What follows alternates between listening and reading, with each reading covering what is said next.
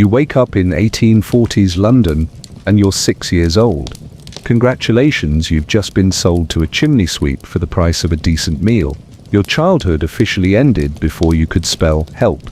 Being a Victorian chimney sweep wasn't just a job, it was 20 different ways to regret being born. These people looked at narrow chimney flues and thought, perfect child-sized torture chambers. Like and subscribe to see more historical nightmares that'll make your worst Monday feel like a spa day. And comment what time you're watching this in. Also always love knowing when people discover how mental our ancestors were. What follows is 20 reasons why being a chimney sweep was basically signing up for the world's most creative ways to have a really, really bad time. Spoiler alert, none of them end well. Part 1. Soot could literally give you cancer in uncomfortable places. You're standing naked in a Victorian chimney, covered in soot. Your future medical problems are about to make history. Awkward history. Meet Percival Pott, a surgeon who noticed something rather unfortunate in 1775. Chimney sweeps kept developing tumors in their private areas. Lots of them, enough that even Georgian doctors started paying attention. Pott discovered the first recorded case of job-related cancer. Chimney sweeps were getting scrotal cancer from soot exposure. Lovely. The soot you're crawling through isn't just dirt. It's basically poison soup. Coal burning creates compounds that your body absolutely hates, but your Victorian boss has never heard of. Science is inconvenient like that. You spend your days wedged in chimneys, grinding toxic chemicals into every inch of skin, your knees, elbows, back, everything. But the really problematic contact happens because you work naked. Clothes catch on brick walls. Slow you down. Your master wants speed, not modesty. So there you are, a kid pressed against cancer-causing soot, with nothing protecting you except whatever prayers you remember. The cancer develops slowly. Years of exposure poison your cells until they start growing wrong. By the time symptoms appear, you're done for. Victorian medicine's cancer treatment is basically good luck with that. Pott's discovery should have changed everything. Concrete proof that chimney work causes cancer. Instead, society mostly shrugged. Economic incentives beat child welfare every time. Property owners needed clean chimneys. Master sweeps made good money.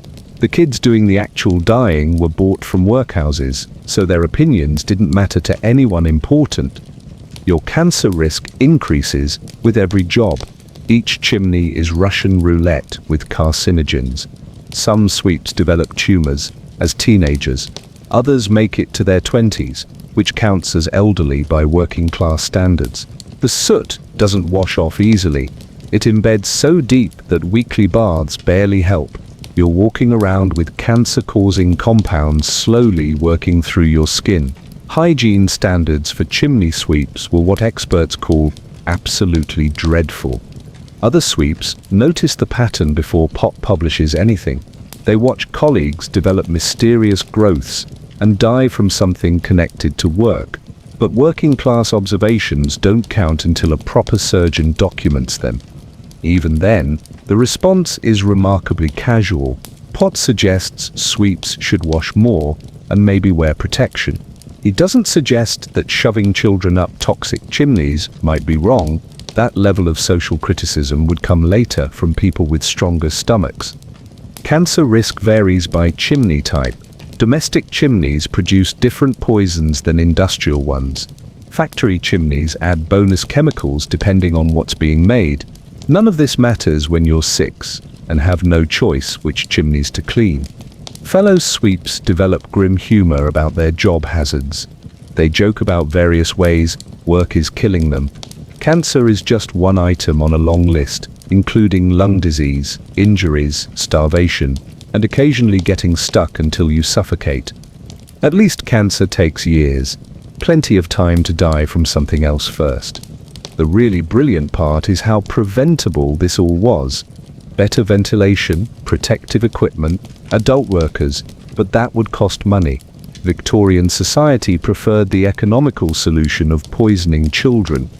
Master sweeps know about the cancer risk. They see their workers develop tumors and die young. Their response is to buy replacement children from the workhouse. Problem solved, Victorian style.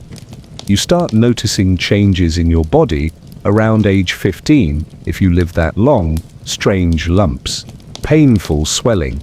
By then, you've been marinating in carcinogens for nearly a decade. Your cells have given up trying to grow normally. The medical community treats chimney sweep cancer as a fascinating case study. They write papers about occupational hazards and industrial diseases. Meanwhile, you're still crawling through poisonous chimneys because papers don't pay rent. Victorian reformers eventually use Potts' research to argue for child labor restrictions. It takes nearly a century, but scrotal cancer finally becomes a talking point in Parliament. Progress moves slowly when it threatens business profits. The cancer isn't your only worry, though. While you're busy developing tumors, your job has about 19 other creative ways to destroy you. The soot poisoning your reproductive system is just getting started. But hey, at least you're making medical history.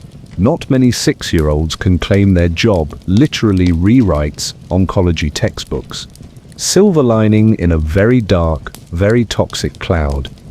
Your next challenge involves what Victorian masters called toughening up, which brings us to their absolutely mental approach to treating your constantly bleeding wounds.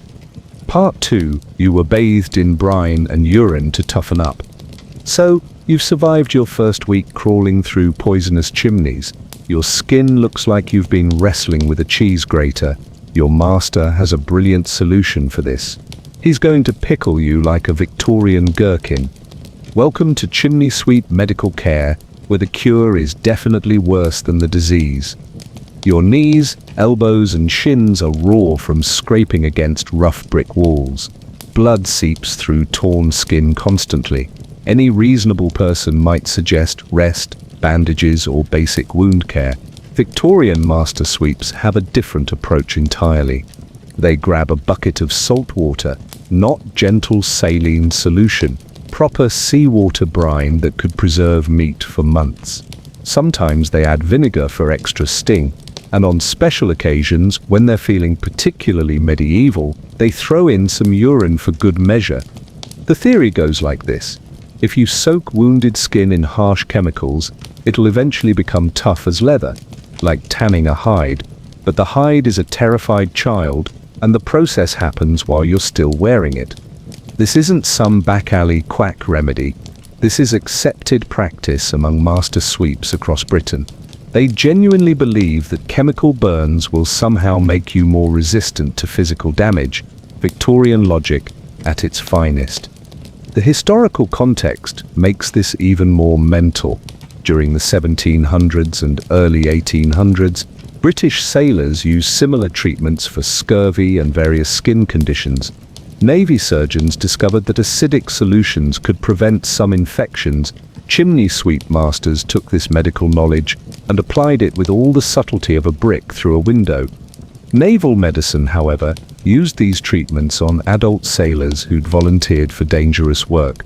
They weren't systematically torturing children who'd been sold into labor, but that distinction didn't bother master sweeps much.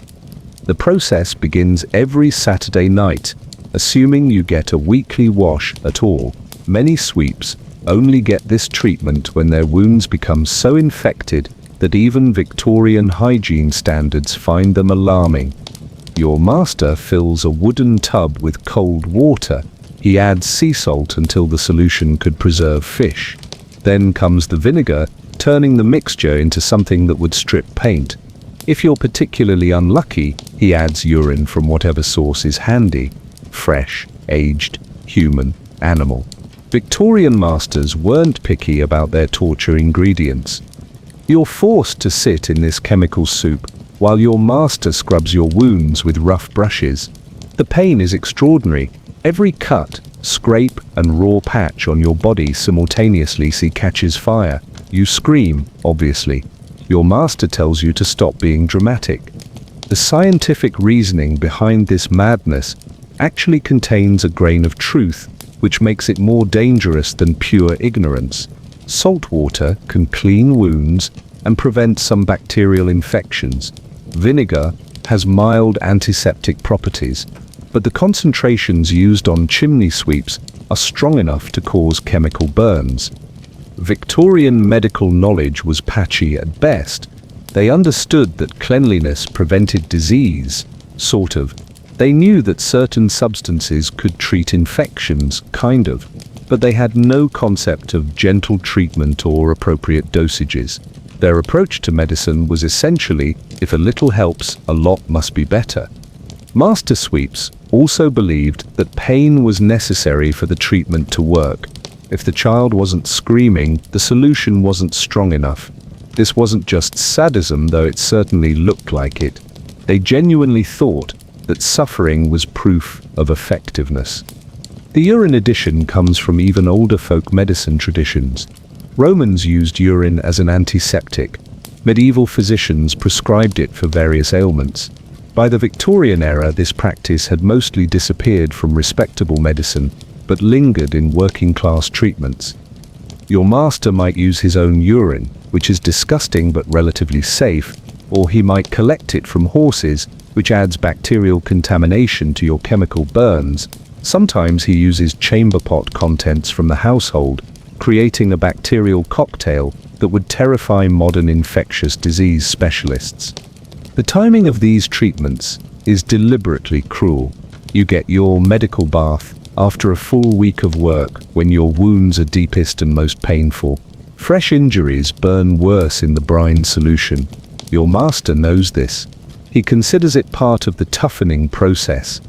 Other children watch these treatments with a mixture of sympathy and relief that it's not their turn yet. The screaming echoes through whatever basement or shed serves as your living quarters. Everyone knows what Saturday night means in a chimney sweep's household. The aftermath is almost worse than the treatment itself. Your skin, already damaged from crawling through chimneys, now suffers chemical burns on top of physical injuries. The salt solution draws moisture from your tissues, leaving your skin cracked and brittle. The vinegar creates acid burns that take weeks to heal properly. But here's the truly mental part. It sometimes worked, not because chemical torture was good medicine, but because Victorian hygiene was so catastrophically bad that even harsh antiseptics represented an improvement. Your infected wounds might actually heal faster after the brine treatment, despite the additional damage it caused. This created a feedback loop that reinforced the practice. Master sweeps saw children recover from serious infections after the saltwater torture. They concluded that their treatment was effective, not that basic cleanliness might have achieved the same results with less suffering. Medical professionals of the era occasionally commented on chimney sweep treatments. Most found them barbaric, but didn't suggest alternatives. A few progressive doctors recommended gentler wound care, but their opinions didn't reach working-class households where the actual treatments happened. The broader context of Victorian medicine helps explain why these practices persisted. Anesthesia wasn't widely available until the 1840s. Surgery was often more dangerous than the conditions it treated. Pain was considered an inevitable part of healing. In this environment, chemical torture didn't seem unusually cruel. Master sweeps also used these treatments as psychological control. The weekly agony served as punishment for poor work, motivation to avoid injuries, and a general reminder of who held power in the relationship. The medical justification provided cover for what was essentially systematic abuse. Some masters developed their own variations on the basic brine treatment. They added soap for extra chemical burn potential. They used brushes made from pig bristles or wire to increase the scrubbing damage. They heated the solution to make the pain more intense. Innovation in child torture was apparently a competitive field. The economic incentives supported these brutal practices. A chimney sweep who could work despite serious injuries was more profitable than one who needed time to heal properly. Quick, Harsh treatments got children back to work faster than gentle care, even if they caused additional long-term damage. Your fellow sweeps develop a grim camaraderie around these weekly ordeals. They share tips for enduring the pain, warn each other about particularly harsh masters, and offer whatever comfort they can after the treatments. This solidarity becomes one of the few positive aspects of an otherwise nightmarish existence. But the brine baths are just preparation for your real daily torture, because once your skin is properly pickled and your wounds have scabbed over, your master has much more creative ways to motivate you during actual work, methods that involve open flames and very poor decision-making skills. Part 3. Encouragement was a lit candle under your feet. You're stuck halfway up a chimney, wedged between sooty brick walls when you hear your master shouting from below, then you smell something burning. It's not the fireplace, it's your feet. Victorian motivational techniques make modern performance reviews look like spa treatments. Getting stuck in chimneys happens constantly when you're a child sweep. The flues are designed for smoke, not humans. Sometimes you miscalculate a turn. Sometimes debris blocks your path. Sometimes you're just too exhausted to keep climbing. Your master's response to this workplace difficulty is to set you on fire. The practice has a cheerfully euphemistic name: encouragement. Master sweeps discuss it like any other business technique. Had to give young Tommy some encouragement yesterday. He was being lazy in the Thompson chimney. What they mean is they held burning candles, hot coals, or lit straw under a child's feet until pain forced movement. This isn't just occasional abuse by particularly cruel masters. It's standard practice across the industry, documented in parliamentary reports, newspaper accounts, and reformist literature throughout the Georgian and early Victorian periods. The Chimney Sweepers Act of 1834 specifically mentions lighting fires under children as a common problem, requiring legal intervention. The historical context reveals just how normalized this torture had become. Master sweeps weren't hiding their methods. They discussed foot burning openly at trade meetings. They shared techniques for maximum motivation with minimum permanent damage. They treated fire torture as a business expense, like buying brushes or rope. Parliamentary investigations in the 1810s and 1820s uncovered systematic use of burning encouragement across London and provincial towns. Witnesses testified that lighting children's feet was considered normal motivation, not abuse. One master sweep told investigators that boys needed warming up when they got lazy in tight spaces. The mechanics of encouragement reveal the calculated cruelty involved. Your master positions himself at the bottom of the chimney with whatever burning material is handy. Candles work well because they're portable and provide focused heat. Bundles of burning straw create more flame but less precision.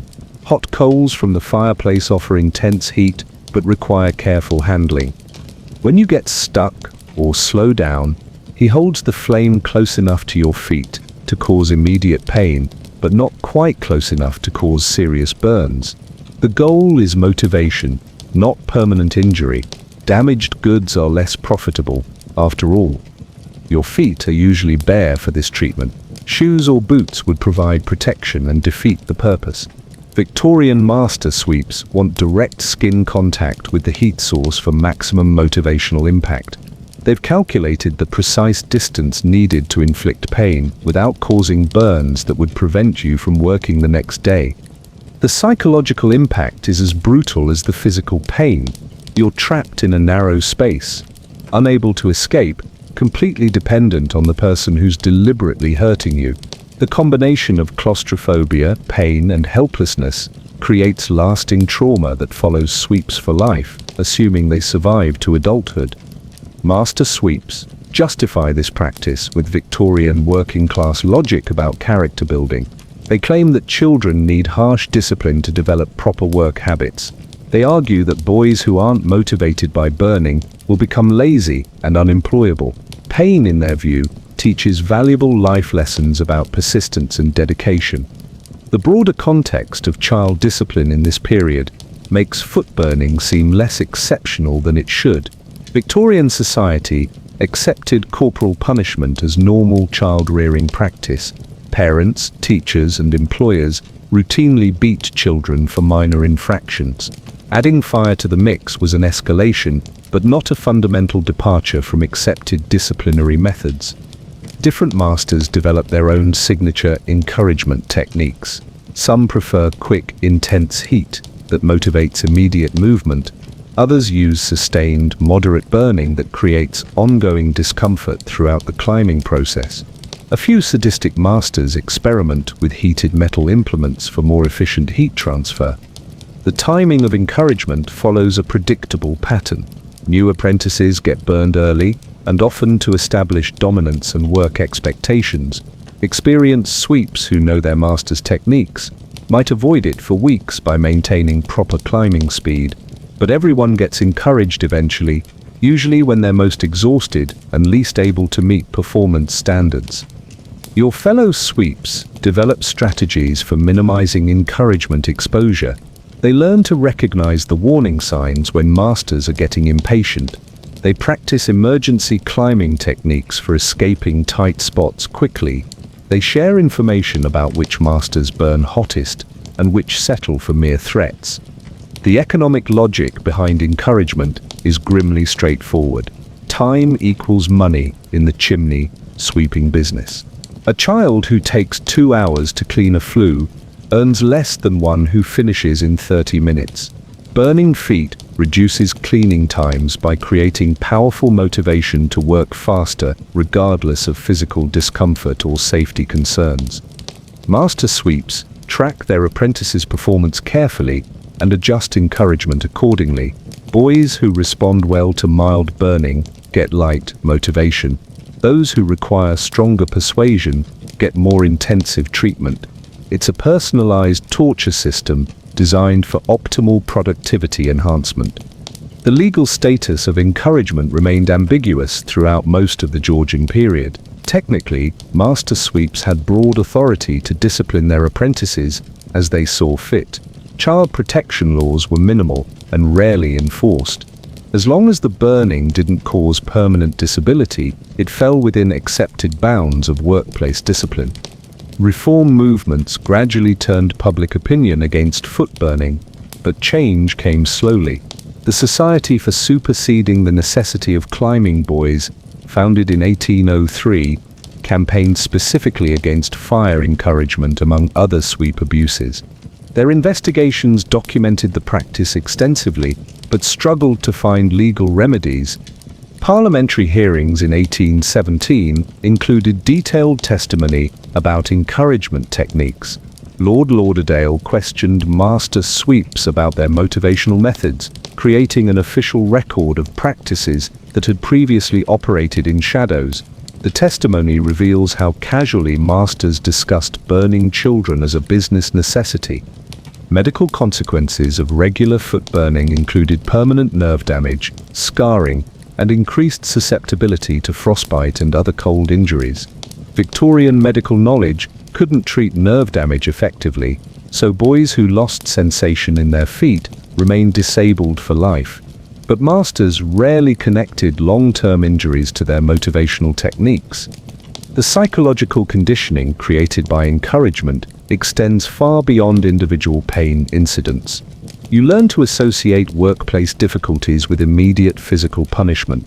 This creates a hyper-vigilant state where every moment of slowed progress triggers panic about impending burning. The stress response alone damages developing nervous systems. Some masters use encouragement preemptively, burning boys before they get stuck to establish motivation from the start of each job. This technique prevents workplace delays but increases overall suffering by making every climbing experience painful, regardless of actual performance. Its efficiency through systematic torture. The social acceptance of encouragement reflects broader Victorian attitudes about class, childhood, and acceptable treatment of the poor. Working-class children were considered naturally lazy and requiring harsh discipline to develop proper character. Fire torture was simply an extreme version of widely accepted child management techniques. But even by Victorian standards, some encouragement practices crossed into obvious abuse. Masters who used red-hot pokers, who burned children until they lost consciousness, or who continued burning after achieving the desired movement were considered excessive by their peers. The industry had informal standards for acceptable torture levels.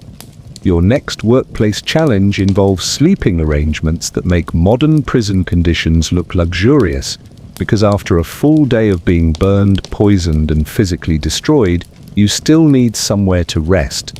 Victorian master sweeps have very creative ideas about appropriate accommodations for their human equipment. Part 4. You slept in soot bags with no bedding. After a delightful day of cancer exposure and foot burning, you're probably looking forward to a nice rest. Bad news, your bed is literally a bag of poison that you helped fill during work. Sweet dreams assuming you survived the night. Victorian master sweeps looked at accommodation costs and decided that buying actual beds for their apprentices was an unnecessary expense. Why waste money on mattresses when the tools of your trade could double as sleeping arrangements? The soot bags serve multiple purposes in the chimney sweeping economy. During work, you stuff them with the debris scraped from chimneys. The bags are made from coarse canvas or burlap, designed to hold heavy loads without tearing. After emptying them for disposal or sale, your master sees no reason to waste these perfectly functional containers.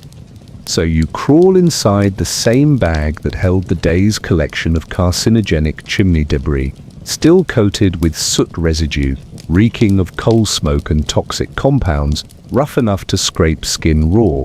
It's like sleeping inside a very dirty, very poisonous sleeping bag that actively hates you. The historical context of working-class accommodation makes this practice seem almost reasonable by Victorian standards. Poor children in industrial cities often slept on bare floors, shared beds with entire families, or made do with straw pallets that harbored fleas and disease. Compared to cellar floors or workhouse dormitories, a soot bag offered some protection from cold and dampness. Master sweeps justified bag sleeping with typical Victorian logic about character building and cost efficiency. They argued that soft bedding would make boys weak and unsuitable for hard physical labor. They claimed that sleeping in work clothes maintained readiness for early morning jobs. They insisted that exposure to cold and discomfort developed the resilience necessary for chimney sweeping careers. The bags themselves carry health hazards beyond simple discomfort. The soot residue contains the same carcinogenic compounds that cause cancer during daily work. Spending 8 hours pressed against these substances increases your total exposure significantly. You're literally marinating in poison while you sleep. Canvas and burlap materials absorb soot deeply into their fibers. No amount of shaking or beating can remove all the toxic residue. Each use adds another layer of contamination. By the time you inherit a soot bag for sleeping, it's been accumulating carcinogens for months or years of industrial use. The bags also retain moisture from the day's work. Chimneys are damp environments, especially in Britain's perpetually wet climate. The soot inside mixes with condensation and humidity to create a paste-like substance that never fully dries. You're sleeping in a canvas shell filled with wet, toxic mud. Different masters have varying approaches to bag sleeping arrangements. Some provide individual bags for each apprentice, creating a sense of personal ownership over your poisonous bedding. Others make boys share bags, which increases body heat, but also spreads diseases and parasites more efficiently. A few enlightened masters provide straw or rags for extra padding, though this is considered unnecessarily generous by industry standards. The sleeping locations compound the misery of bag accommodation. Master sweeps typically house their apprentices in cellars, attics, or outbuildings where rent is cheapest and neighbors can't complain about the noise. These spaces are unheated, poorly ventilated, and often flood during heavy rains. your soot bag becomes your only protection against stone floors, drafty walls, and whatever weather seeps through the roof. Cellar sleeping is particularly grim because these spaces stay perpetually damp in London's climate. The combination of wet soot bags and humid air creates ideal conditions for mold growth. You breathe fungal spores all night, adding respiratory problems to your growing list of occupational health issues. Attic arrangements offer better ventilation, but expose you to temperature extremes. Summer heat turns your soot bag into a toxic oven. Winter cold freezes the damp soot residue until it forms rigid, uncomfortable shapes around your body. Either way, sleep becomes an endurance test rather than actual rest. The social dynamics of bag sleeping reveal the complete dehumanization of chimney sweep apprentices. Master sweeps provide proper beds for their own families while housing their workers like livestock. The message is clear: your equipment, not people. Your comfort and health matter only insofar as they affect your productivity. Some boys attempt to improve their sleeping conditions by adding whatever materials they can find. Newspaper provides slight padding until it disintegrates from dampness and use. Stolen rags offer minimal comfort, but might get you beaten if discovered. Most learn to accept the bags as they are, saving energy for surviving the next day's work rather than fighting impossible conditions. The bags become repositories for various parasites that thrive in toxic, damp environments. Fleas breed in the soot residue and feast on your blood throughout the night. Lice establish colonies in the canvas fibers and spread throughout your hair and clothes. Various mites and other insects treat your sleeping area as a combination hotel and restaurant. Disease transmission accelerates in shared bag arrangements. When multiple boys sleep in close contact with contaminated materials, respiratory infections spread rapidly. Skin conditions pass from child to child through shared contact with the same toxic surfaces. Gastrointestinal illnesses proliferate in environments where basic sanitation is non-existent. The psychological impact of bag sleeping affects boys' mental development significantly. Sleeping in work debris reinforces the message that you exist only for labor. The constant exposure to toxic smells and uncomfortable conditions creates chronic stress that interferes with proper rest. Many develop sleep disorders that persist long after leaving the chimney sweeping trade. Master sweeps occasionally inspect sleeping arrangements, but their concerns focus on property damage rather than child welfare. They worry about soot staining floors or walls, not about the health effects of sleeping in industrial waste. Boys who leave marks on their master's property face punishment regardless of the impossible task of keeping soot bags clean. The economic logic behind bag sleeping reflects the broader treatment of child workers as disposable resources. Proper bedding costs money and requires maintenance. Soot bags cost nothing and last until they fall apart from use. When a bag becomes too damaged for sleeping, it returns to industrial duty until completely destroyed. Parliamentary investigations into chimney sweep conditions documented bag sleeping extensively, but reform came slowly. The practice wasn't technically illegal since masters provided some form of shelter. Proving that soot bag accommodation constituted abuse required demonstrating harm that Victorian medical knowledge couldn't adequately measure or understand.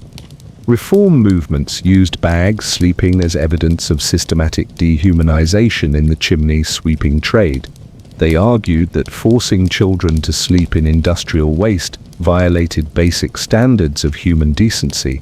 But economic interests and social attitudes about working-class children delayed meaningful changes for decades. The transition away from bag sleeping happened gradually as alternative cleaning methods reduced reliance on child labor.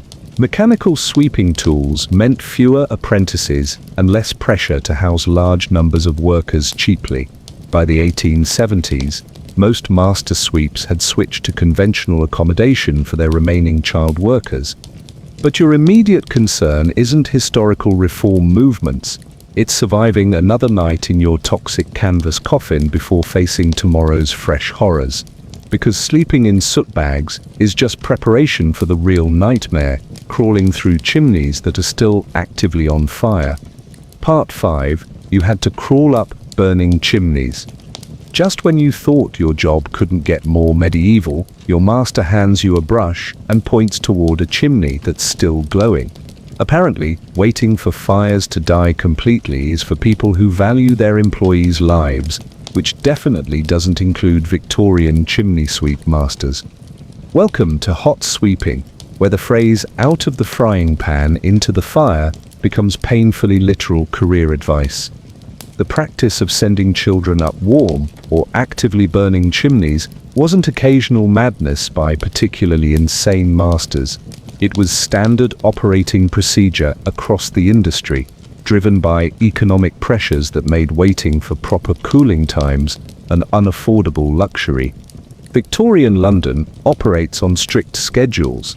Households need their morning fires lit for cooking and heating. Business premises require functioning chimneys for industrial processes. Hotels and inns can't afford to shut down heating systems for the 12 to 24 hours needed for complete cooling. Enter the hot sweep, humanity's answer to the question nobody should have asked. The historical development of hot sweeping reflects the broader industrialization of British society. As cities grew and heating demands increased, property owners needed faster chimney maintenance. The traditional practice of allowing proper cooling time between use and cleaning became economically unviable in competitive markets. Master sweeps, who offered hot sweeping services, could charge premium rates and secure more contracts than competitors, who insisted on safety delays.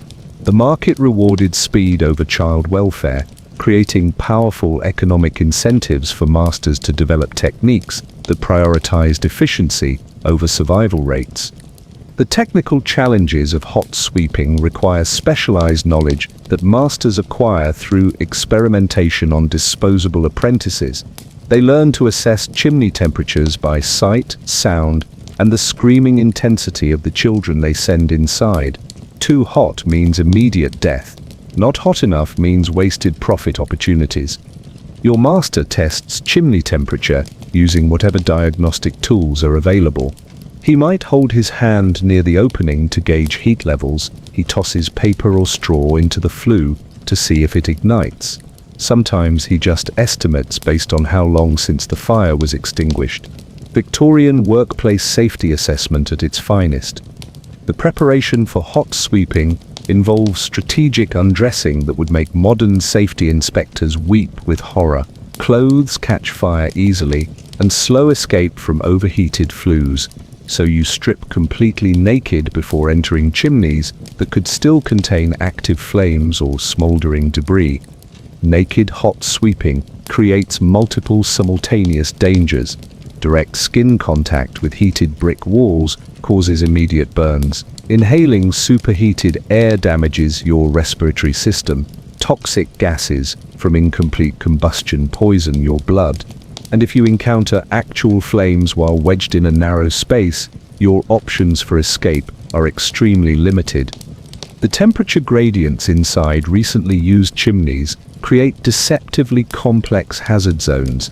The main flue might be tolerably warm while side passages retain deadly heat levels.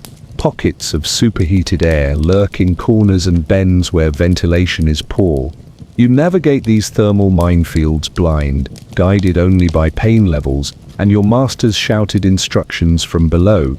Master sweeps develop crude techniques for minimizing hot sweep casualties while maintaining profitable service speeds. They send boys up chimneys in short bursts, allowing brief cooling periods between cleaning sessions. They position water buckets at chimney bases for emergency cooling of overheated apprentices. They learn to recognize the specific screams that indicate serious burning versus acceptable discomfort levels. The economic pressures driving hot sweeping intensify during peak demand periods. Winter heating season creates urgent maintenance needs that can't wait for proper cooling times. holiday periods when households increase cooking and heating demand, industrial expansion phases when factory chimneys require constant operation. During these periods, hot sweeping becomes virtually unavoidable for competitive master sweeps. Different types of chimneys present varying hot sweep challenges. Domestic fireplaces used for heating and cooking retain moderate temperatures that ambitious boys might survive with quick work and luck. Industrial chimneys from metalworking, brewing, or manufacturing maintain much higher temperatures and toxic gas concentrations that kill efficiently. Kitchen chimneys present particularly nasty conditions because cooking fires burn for extended periods and create grease deposits that retain heat longer than simple coal residue. The combination of high temperatures and flammable grease creates explosion risks that even Victorian masters occasionally recognize as excessive. Your fellow apprentices develop informal knowledge systems for surviving hot sweeps. They share techniques for rapid climbing that minimizes contact time with heated surfaces. They identify warning signs of dangerous temperature levels that masters might miss or ignore.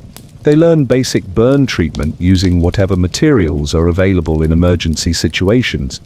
The physiological effects of repeated hot sweep exposure accumulate over time, even when individual sessions don't cause obvious injuries. Chronic exposure to elevated temperatures damages developing circulatory systems. Repeated respiratory burns reduce lung capacity permanently. Frequent skin burns create scar tissue that reduces flexibility and increases future injury risks. Master sweeps track their apprentices' heat tolerance levels and assign hot sweep duties accordingly. Boys who demonstrate high pain tolerance and quick climbing abilities get the most dangerous assignments. Those who show weakness or fear get beaten until they develop appropriate workplace resilience or die from the training process. The legal ambiguity surrounding hot sweeping practices reflects broader Victorian attitudes about acceptable workplace risks for children. No specific laws prohibited sending boys up warm chimneys because lawmakers couldn't imagine anyone being insane enough to require such regulations. The practice operated in a legal grey zone where economic necessity trumped common sense. Parliamentary investigations eventually documented hot sweeping as a routine industry practice, but witnesses described it euphemistically as cleaning before proper cooling rather than accurately characterizing it as deliberate child endangerment. This linguistic softening allowed the practice to continue without generating the public outrage that honest descriptions might have provoked. Reform movements struggled to address hot sweeping because proving immediate danger required medical evidence that Victorian science couldn't provide reliably. Burns heal, respiratory damage develops slowly, and dead apprentices couldn't testify about working conditions. The absence of survivor testimony made documenting abuse extremely difficult. The transition away from hot sweeping accelerated when alternative cleaning methods became available, not because society developed greater concern for child welfare. Mechanical sweeping tools that could operate in elevated temperatures reduced reliance on human workers who might object to being cooked alive during routine maintenance. Some master sweeps continue hot sweeping practices long after mechanical alternatives became available because child labor remained cheaper than equipment investment. The economic advantages of disposable workers persisted until legal restrictions and social pressure finally made the practice untenable in respectable business circles. Medical treatment for hot sweep injuries follows the same brutal logic as other chimney sweep healthcare. Burns get saltwater treatment regardless of severity. Respiratory damage goes untreated because Victorian medicine can't diagnose or address heat-induced lung injuries. Boys who survive hot sweeps with permanent disabilities get discarded as unprofitable rather than receiving support. The psychological conditioning required for hot sweep work involves systematically destroying children's natural self-preservation instincts. Boys must learn to ignore pain signals that exist specifically to prevent serious injury. This psychological damage persists long after physical burns heal, creating adults who can't properly assess personal safety risks. But surviving hot sweeps only qualifies you for the next level of workplace horror, because when you're too injured to crawl through burning chimneys, your master has very creative ideas about appropriate medical accommodations. Ideas that make sleeping in soot bags seem like luxury hotel treatment. Part 6. Beds were replaced by cupboards if you got injured. Congratulations, you've finally sustained injuries serious enough that even your master can't ignore them. Time for a well-deserved rest and medical care, right? Wrong. You get shoved in a cupboard like a broken broom and forgotten until you either heal or die quietly. Victorian workplace injury compensation makes modern insurance disputes look generous. The cupboard treatment represents the logical endpoint of treating child workers as disposable equipment rather than human beings. When a tool breaks, you store it somewhere out of the way until it's useful again or needs throwing out. Master sweeps apply this same principle to injured apprentices with disturbing consistency. The practice emerges from pure economic calculation rather than deliberate cruelty. Though the results are indistinguishable, injured boys can't work, which makes them immediate financial liabilities. They still require feeding, however minimal. They occupy space that could house productive workers. They might complain about their treatment if allowed to interact with other apprentices. The cupboard solves all these problems efficiently. Historical records from parliamentary investigations reveal cupboard storage as standard practice across the chimney sweeping industry. The 1834 Inquiry into Child Labour documented multiple cases of severely injured boys being confined in small spaces until they recovered or died. One master sweep testified matter-of-factly that he kept broken apprentices in the press, a large cupboard to prevent them from getting underfoot. The cupboards themselves vary depending on your master's accommodations and creativity. Wealthy master sweeps might confine you in actual built-in wardrobes or storage closets. Working-class masters improvise with whatever enclosed spaces are available: coal cellars, root storage areas, unused chimneys, or spaces under staircases. The size constraints of cupboard confinement create immediate health problems beyond whatever injuries landed you there originally. Most storage spaces are too small for lying down properly, forcing you to sleep curled in fetal positions that worsen existing back and joint injuries. The cramped quarters prevent proper circulation, causing muscle atrophy and blood flow problems that complicate healing. Ventilation in repurposed storage spaces ranges from poor to non-existent. Coal cellars retain toxic fumes that damage respiratory systems already compromised by chimney work. Root cellars maintain humidity levels that promote infection in open wounds. Unused chimneys trap whatever soot and chemical residues remain from previous use. The isolation aspect of cupboard treatment serves multiple purposes beyond simple storage. It prevents injured boys from receiving sympathy or assistance from other apprentices. It eliminates their ability to communicate with potential rescuers or reformers. It reinforces their status as property rather than people deserving of basic human consideration. Master sweeps justify cupboard confinement with typical Victorian logic about character development and resource management. They argue that isolation prevents malingering and encourages faster healing through forced rest. They claim that separating injured workers protects healthy apprentices from whatever diseases or weakness caused the initial injuries.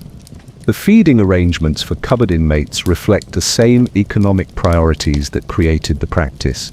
Many masters provide minimal food just sufficient to prevent death from starvation. Others withhold meals entirely, reasoning that unconscious or dead boys require less maintenance than alert ones. A few particularly calculating masters use food deprivation as motivation for faster healing. Water access becomes critically important during cupboard confinement because dehydration accelerates the dying process in ways that might attract unwanted attention. Masters typically provide just enough liquid to keep boys alive while avoiding the expense and inconvenience of frequent feeding schedules. The water quality varies from poor to actively contaminated depending on source and storage methods. The duration of cupboard confinement depends on injury, severity, healing rates, and economic pressures on the master's business. Boys with broken bones might spend weeks or months in storage while their injuries heal inadequately without proper medical attention. Those with severe burns or respiratory damage often die in confinement, solving their master's problem permanently. Medical care during cupboard confinement follows the same brutal logic as regular chimney sweep. Healthcare, no care at all, unless the injury threatens immediate death in ways that might cause legal problems. The saltwater and vinegar treatments continue if masters remember to administer them, though many injured boys get forgotten entirely until they stop making noise. The psychological effects of cupboard isolation on developing minds create lasting damage that persists long after physical injuries heal. Children forced into solitary confinement for extended periods develop anxiety disorders, depression, and social dysfunction that affects their entire adult lives, assuming they survive to reach adulthood. Different masters develop signature approaches to cupboard management based on their business priorities and personal cruelty levels. Some check on confined boys weekly to assess healing progress and feeding needs. Others simply wait for the noise to stop, indicating either recovery sufficient for return to work or death that eliminates ongoing maintenance costs. The seasonal timing of injuries affects cupboard treatment significantly. Boys injured during busy winter heating season might receive slightly better care because masters need them back at work quickly. Summer injuries occur during slower periods when masters can afford to let boys heal slowly or die quietly without immediate business impact. The social dynamics around cupboard confinement reveal the complete normalization of child abuse in Victorian working-class culture. Other household members, servants, family members, even neighbors become aware that children are being stored like broken furniture. Yet this rarely provokes intervention or even comment because chimney sweep apprentices exist outside normal social consideration. Master sweeps' wives occasionally show sympathy for cupboard inmates, providing extra food or checking on their condition. But these gestures remain secretive because challenging their husband's business decisions could result in domestic violence or economic retaliation. The power dynamics of Victorian marriage reinforce the isolation of injured boys. Local authorities who might theoretically intervene in cases of obvious child abuse rarely learn about cupboard confinement because it happens behind closed doors in working-class neighborhoods where official oversight is minimal. Parish overseers and magistrates don't regularly inspect chimney sweep premises, and injured boys can't report their own mistreatment. The legal framework surrounding apprenticeship contracts gives masters broad authority over their bound workers, including medical decisions and housing arrangements. Courts generally refuse to intervene in disputes between masters and apprentices unless fraud or extreme violence can be proven. Cupboard confinement falls within the accepted bounds of disciplinary authority. Parliamentary reformers eventually document cupboard practices through their investigations, but proving systematic abuse requires witness testimony from survivors who often lack the education, confidence, or legal standing to testify effectively. Many former chimney sweeps carry psychological damage that affects their ability to provide coherent accounts of their treatment.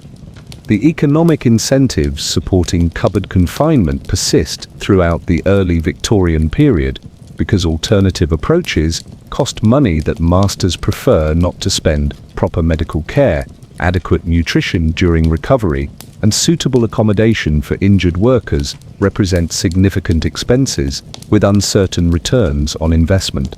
Some masters experiment with intermediate solutions that balance cost concerns with productivity needs.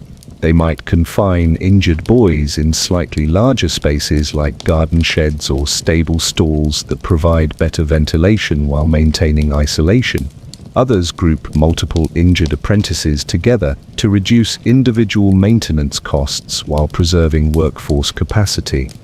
The recovery rates from cupboard confinement depend heavily on the original injury type and the conditions of confinement. Boys with broken limbs that heal incorrectly due to lack of medical attention often develop permanent disabilities that reduce their working capacity. Those with internal injuries from falls or beatings frequently suffer complications that prove fatal during isolation. Respiratory injuries common among chimney sweeps worsen dramatically in poorly ventilated cupboard spaces. The combination of damaged lungs and contaminated air creates pneumonia and other infections that kill efficiently in children already weakened by malnutrition and overwork. Masters often interpret these deaths as natural consequences of workplace hazards rather than results of their neglect. The few boys who survive serious injuries and cupboard confinement often emerge with psychological changes that affect their remaining time in the trade. Some develop enhanced compliance and fear that makes them more obedient but less effective workers. Others show signs of mental breakdown that renders them unsuitable for continued employment. Master sweeps occasionally release injured boys from their apprenticeship contracts rather than dealing with long-term medical problems or reduced working capacity. This practice, euphemistically called compassionate discharge, typically leaves disabled children to fend for themselves on the streets without support systems or marketable skills beyond chimney sweeping. The transition away from cupboard confinement happens gradually as mechanical sweeping methods reduce reliance on child labor, and reform movements create legal restrictions on apprenticeship abuse.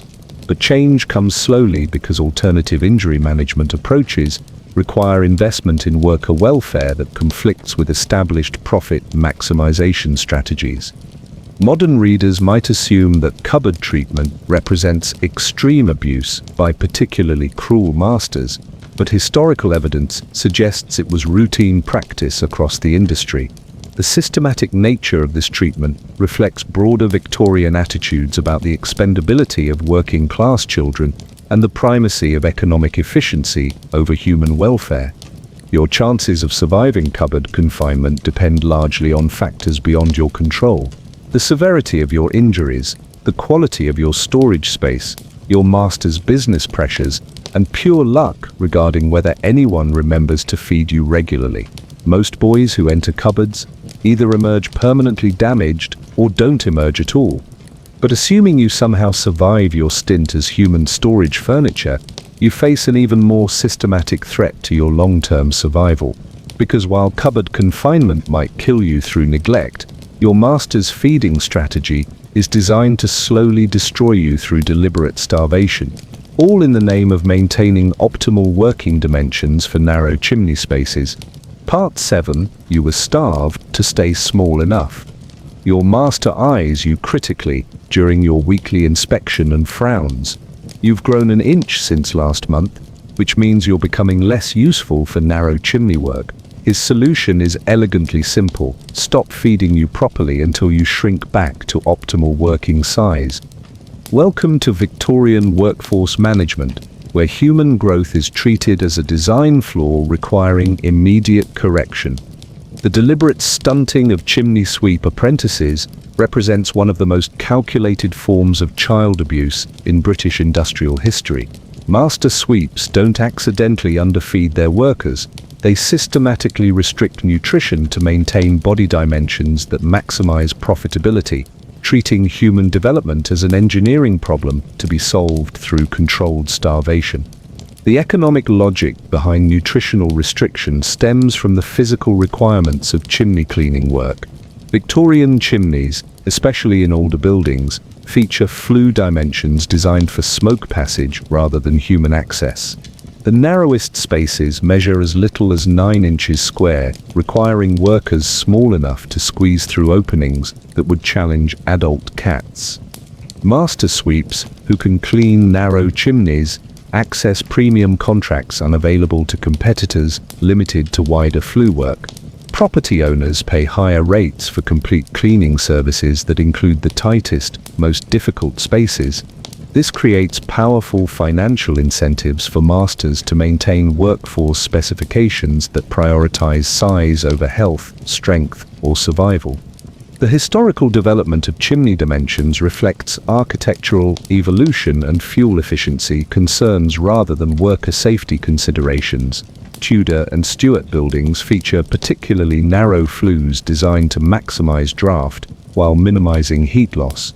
Georgian renovations often maintain original chimney specifications to avoid expensive reconstruction, perpetuating size restrictions into the Victorian era. Industrial chimneys present different sizing challenges, but equally restrictive access requirements. Factory flues designed for specific manufacturing processes create complex internal geometries that require workers capable of navigating tight turns, sudden contractions, and irregular passages. Only severely underweight children can perform this specialized work effectively. Your master calculates your optimal working weight with the precision of a livestock trader preparing animals for market. He measures your shoulders, hips, and chest circumference regularly to ensure you remain within acceptable size parameters. Any growth that threatens your chimney access capability triggers immediate dietary intervention. The nutritional restriction strategies employed by master sweeps reflect crude understanding of human metabolism combined with extensive practical experience in controlled starvation. They provide just enough food to maintain basic life functions while preventing growth or weight gain that would compromise working effectiveness. Typical daily rations for apprentice chimney sweeps consist of bread, weak beer or water, and occasional scraps of whatever protein sources are cheapest and most available. Meat appears rarely and in quantities insufficient to support normal childhood development. Vegetables are virtually non-existent, except when masters grow their own or receive surplus from household employers. The timing of feeding follows work schedules rather than nutritional needs. You might receive one substantial meal per day after completing assigned cleaning jobs, with smaller portions at other times depending on your master's business demands and personal generosity. This irregular feeding pattern compounds the effects of overall nutritional deprivation. Different masters develop signature approaches to starvation management based on their understanding of child physiology and their tolerance for apprentice mortality. Some prefer gradual food reduction that slowly stunts growth over months or years. Others implement dramatic restrictions that quickly reduce body weight but increase immediate death risks. The physiological effects of controlled starvation on developing children create lifelong health problems that persist long after leaving the chimney sweeping trade. Chronic malnutrition during crucial growth periods permanently damages bone development, organ function, and cognitive capacity in ways that Victorian medical knowledge couldn't measure or address. Skeletal development suffers particularly severe damage from prolonged nutritional restriction during childhood and adolescence. Insufficient calcium and protein intake prevents proper bone formation, creating adults with reduced height, fragile bone structure, and increased susceptibility to fractures throughout their lives. Cognitive development also suffers irreversible damage from sustained malnutrition during critical brain development periods. Children who experience severe food restriction during their apprenticeships often struggle with learning difficulties, memory problems, and reduced problem-solving abilities that affect their prospects for alternative employment after leaving the trade. Your fellow apprentices develop various strategies for supplementing inadequate official rations, though these efforts carry significant risks if discovered. Some steal food from houses where they work, taking advantage of brief, unsupervised access to kitchens or storage areas. Others beg from sympathetic servants or passers-by who occasionally show pity for obviously malnourished children. The social dynamics around food distribution within chimney sweep households create additional stress and competition among apprentices. Masters often use feeding as a control mechanism, providing better rations to compliant workers while further restricting food for those who show signs of resistance or independence. Seasonal variations in food availability affect starvation management strategies throughout the year. Winter months, when heating demand peaks, might bring slightly improved nutrition because masters need maximum productivity from their workforce. Summer periods often see reduced feeding as business slows, and masters cut operating expenses. The broader context of working-class nutrition in Victorian Britain makes chimney sweep starvation seem less exceptional than it should. Poor families routinely experience food insecurity, malnutrition, and hunger as normal aspects of economic survival. Master sweeps operate within social frameworks where deliberately undernourishing children doesn't violate widely accepted moral standards.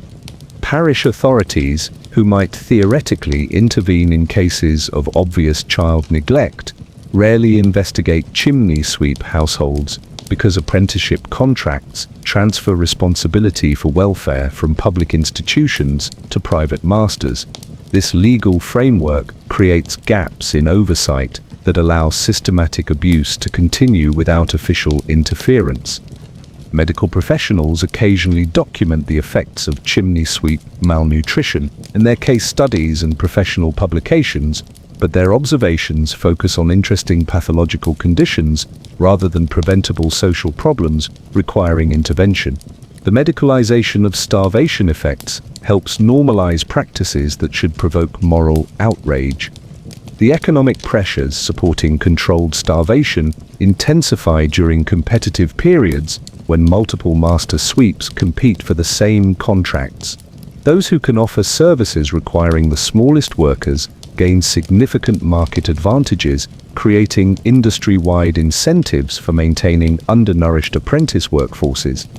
Some masters experiment with alternative approaches to size management, including physical restraints and binding techniques designed to prevent growth without relying solely on nutritional restriction.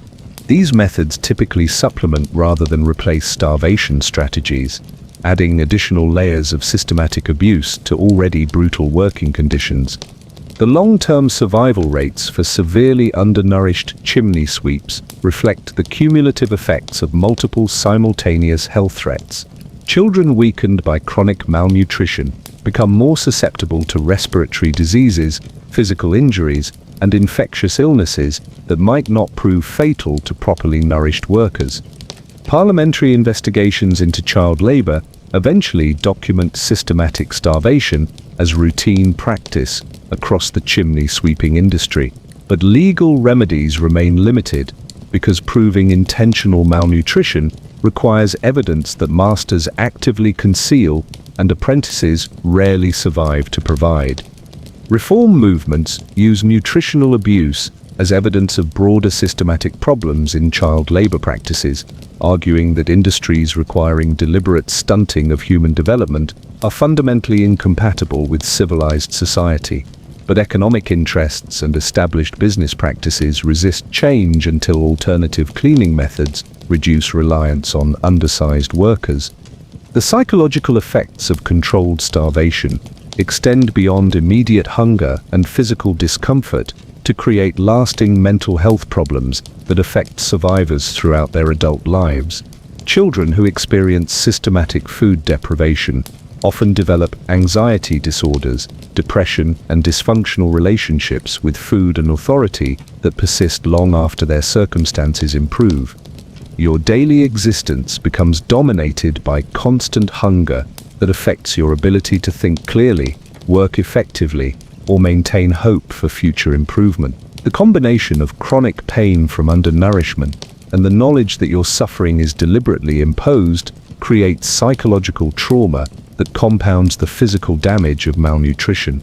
But starvation is just one component of a comprehensive system designed to break down your body through systematic physical abuse, because maintaining optimal working size requires more than just controlling your food intake. It also demands destroying your joints, limbs, and spine through specialized techniques that would make medieval torturers proud of their innovation. Part 8. Your knees, elbows, and spine were permanently scarred. Forget everything you know about workplace safety equipment. Your knees, elbows, and spine are the only tools you get for scraping decades of hardened soot from rough brick surfaces. By the end of your first month, you'll look like you've been wrestling with a medieval torture device, which, technically, you have. Victorian chimney sweeps discovered that human joints make excellent abrasive surfaces for industrial cleaning, especially when you don't care about permanent damage to the equipment. The physical mechanics of chimney cleaning require constant contact between your body and abrasive surfaces that would strip paint from metal tools. Chimney walls consist of rough-fired brick with irregular surfaces, sharp edges, and accumulated deposits that create texture resembling industrial sandpaper. You navigate these surfaces using whatever body parts provide the best leverage and scraping action. Your knees bear the primary burden of upward movement through narrow flues. The climbing technique involves bracing your back against one wall while pressing your knees against the opposite surface, then using leg pressure to inch upward through spaces too tight for normal movement. This requires grinding your kneecaps against brick surfaces for hours at a time during each cleaning job. The initial damage begins immediately during your first chimney ascent. The rough brick texture scrapes through skin within minutes of starting work. By the end of your first day, your knees bleed constantly. By the end of your first week, the wounds develop thick scabs that crack and reopen with each climbing session. By the end of your first month, permanent scar tissue begins forming over damaged bone and cartilage. Your elbows serve dual purposes as climbing aids and scraping tools for removing stubborn soot deposits. The technique involves using your elbow points to chip away hardened accumulations while simultaneously supporting your body weight during navigation through irregular chimney passages. This creates concentrated pressure on small areas of joint surface that quickly wear through protective tissue. Elbow injuries develop differently than knee damage because the joint structure provides less natural protection against abrasive contact. The pointed bone surfaces that make elbows effective. Scraping tools also concentrate all the abrading force on minimal tissue coverage. Within weeks of beginning work, your elbow bones become visible through worn-away skin and muscle. Spinal damage occurs through the constant back-and-forth grinding motion required for upward movement in tight spaces. You press your spine against one chimney wall, while your knees and elbows work against opposing surfaces, creating sustained pressure on vertebrae and surrounding tissue. The irregular surface of brick walls ensures that this pressure concentrates on specific spinal points rather than distributing evenly. The accumulation of spinal injuries follows a predictable pattern as your apprenticeship progresses. Initially, the grinding motion creates surface abrasions and bruising across your back. These develop into open wounds that become infected from constant contact with contaminated soot and debris. Eventually, the repeated trauma damages vertebrae themselves, creating permanent deformities and chronic pain that persists throughout your shortened life. Different chimney designs create varying patterns of joint destruction depending on their internal dimensions and construction materials.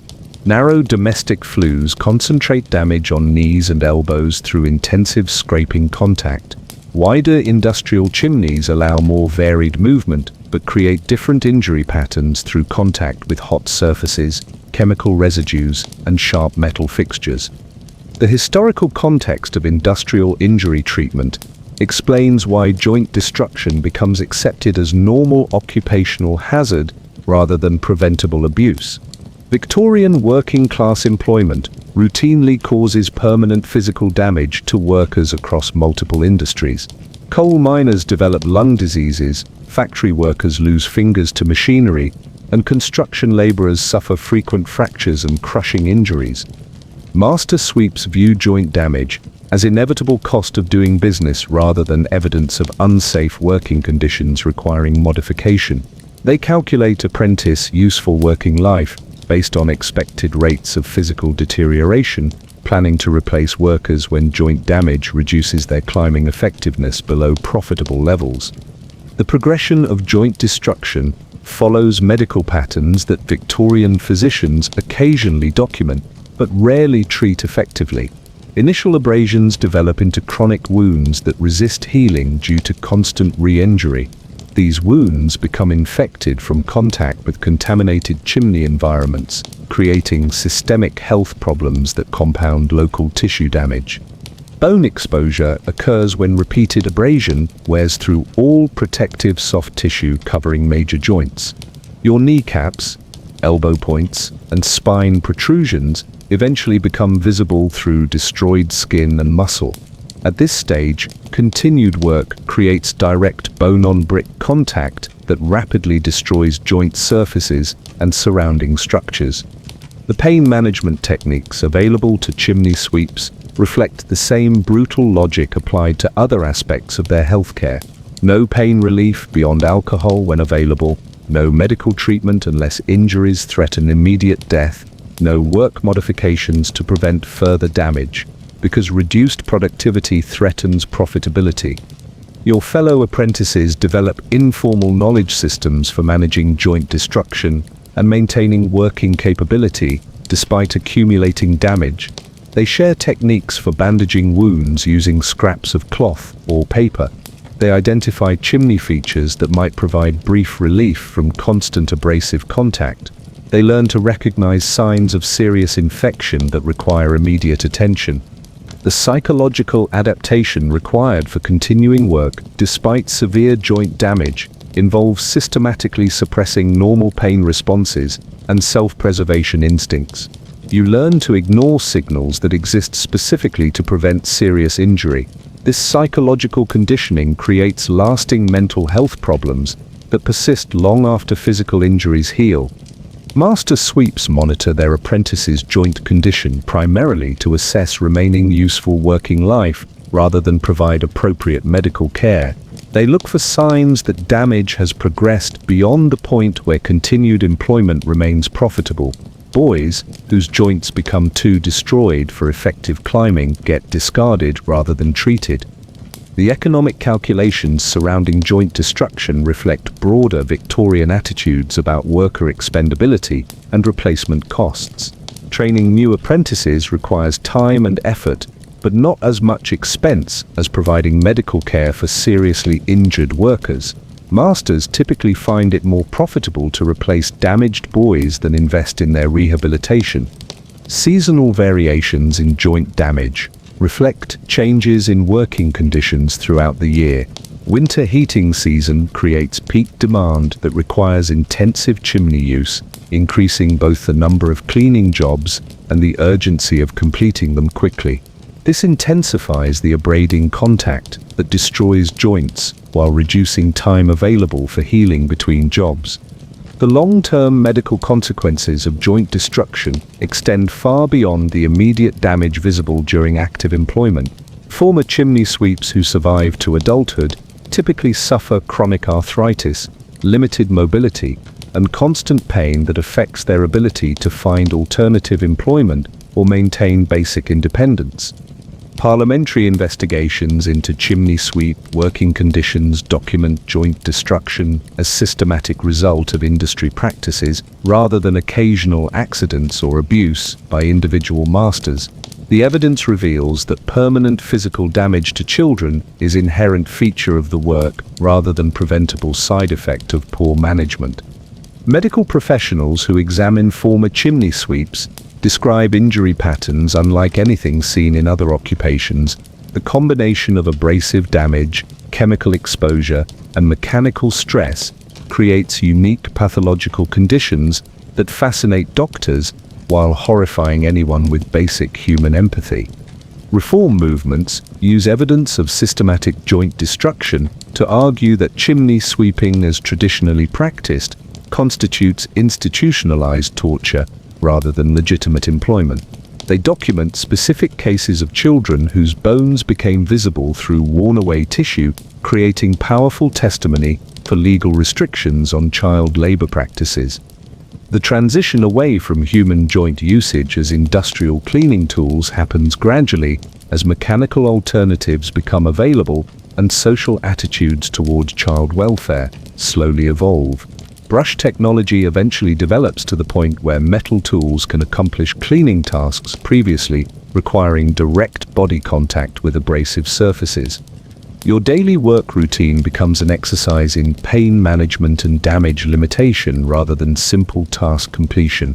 Each climbing session destroys more tissue, while requiring you to maintain performance standards that ignore your accumulating injuries. The constant grinding of bone against brick becomes the soundtrack of your abbreviated childhood. But joint destruction represents just one aspect of the comprehensive physical assault that defines chimney sweep working conditions.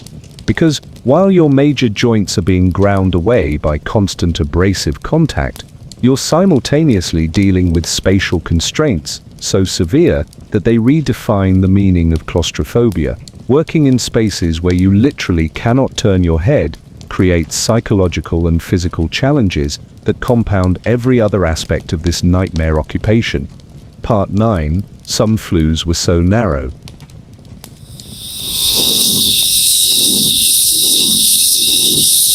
Imagine being buried alive in a vertical coffin made of rough brick, then being told to clean it thoroughly, while someone threatens to light your feet on fire if you work too slowly. Now imagine that this coffin is only 9 inches wide and filled with toxic dust. Welcome to Victorian claustrophobia therapy, chimney sweep edition. The spatial constraints of narrow chimney work redefine the very concept of confined spaces, creating working conditions that would make modern cave rescuers refuse the job on principle. The tightest domestic chimneys measure as little as 9 inches square in cross-section, dimensions that barely accommodate a human torso when positioned optimally. These spaces require you to enter in specific orientations and maintain precise body positioning throughout the entire climbing and cleaning process. Any deviation from optimal positioning can result in becoming wedged so tightly that extraction requires partial demolition of the chimney structure. Your head position becomes critically important because it's typically the widest part of your body profile when properly positioned for narrow flue navigation. The standard technique requires keeping your head tilted back and aligned with your spine to minimize shoulder width and create the most streamlined possible body shape. Turning your head even slightly can increase your effective width enough to cause immediate jamming. The psychological impact of working in spaces where head movement is impossible creates panic responses that interfere with job performance and increase safety risks. Natural human reactions to confined spaces include the overwhelming urge to look around, assess escape routes, and maintain visual contact with the environment. Chimney work systematically prevents all these instinctive responses. Breathing becomes mechanically difficult in spaces where your ribcage barely fits between the walls. Normal chest expansion during inhalation requires space that simply doesn't exist in the narrowest flues. You learn to breathe using only your diaphragm while keeping your chest compressed against the chimney walls, a technique that reduces oxygen intake precisely when your body needs maximum respiratory capacity for heavy physical work. The cleaning process in ultra-narrow spaces requires developing techniques that work within severe movement restrictions. You can't use your arms normally because there's no room for standard scraping motions.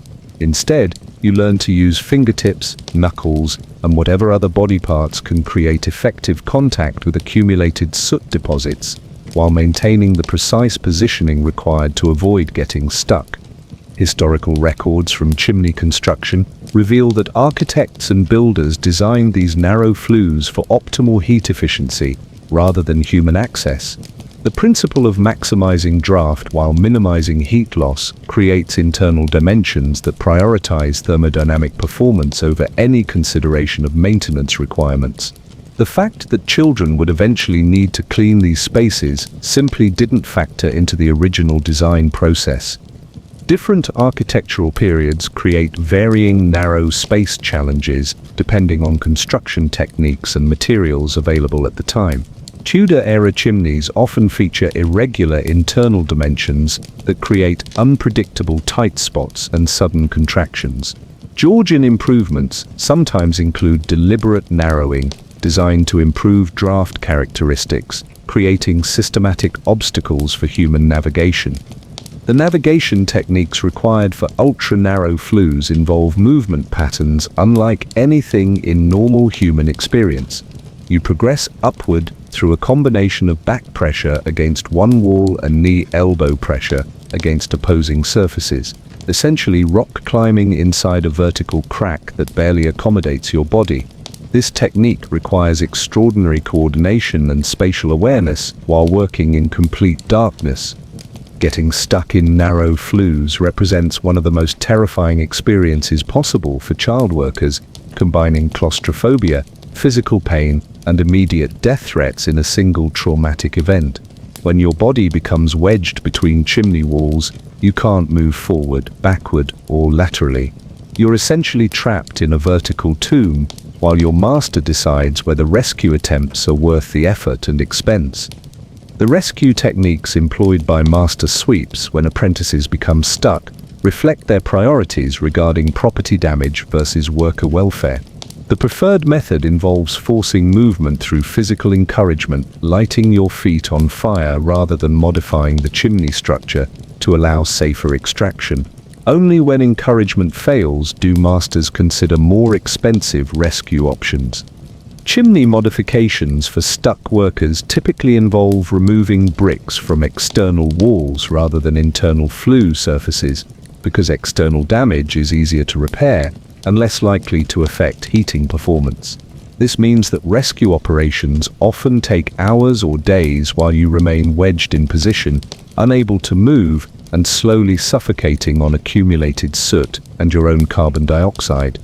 The physiological effects of prolonged compression in narrow spaces include circulation problems, muscle cramps, and respiratory distress that can prove fatal even if eventual extraction succeeds.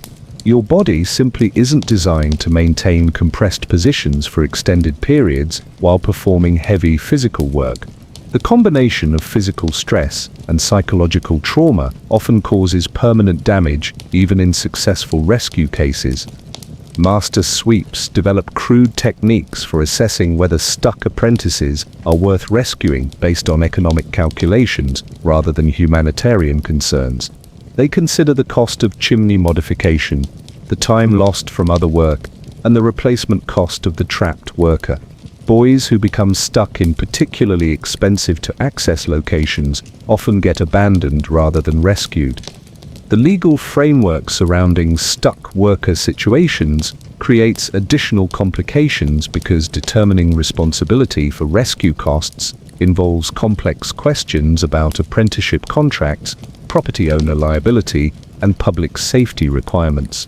These legal disputes can delay rescue attempts while trapped children slowly die in narrow spaces. Different types of chimney construction create varying stuck worker scenarios depending on internal geometry and access options.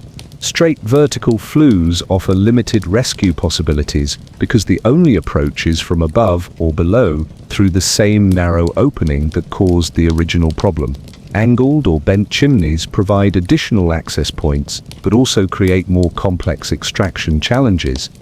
Your fellow apprentices develop informal rescue protocols for helping stuck workers when master sweeps are unwilling to invest in professional extraction efforts. These techniques typically involve rope systems, leverage tools made from available materials, and coordinated pulling efforts that sometimes succeed in freeing trapped boys without requiring expensive chimney modifications. The psychological conditioning required for working in impossibly narrow spaces involves systematically overriding natural claustrophobia responses and self-preservation instincts. You learn to ignore panic signals that exist specifically to prevent dangerous entrapment. This psychological adaptation creates lasting mental health problems that affect former chimney sweeps throughout their adult lives. The long-term survival rates for workers who experience multiple stuck incidents reflect cumulative physical and psychological damage from repeated trauma.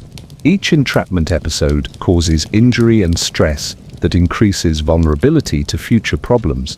Boys who get stuck frequently often develop such severe anxiety that they become unable to enter narrow spaces, making them unsuitable for continued employment. Medical consequences of compression injuries from tight spacework include nerve damage, circulation problems, and skeletal deformities that persist long after the immediate entrapment episodes. Victorian medical knowledge can't effectively treat these conditions, leaving former workers with permanent disabilities that affect their prospects for alternative employment.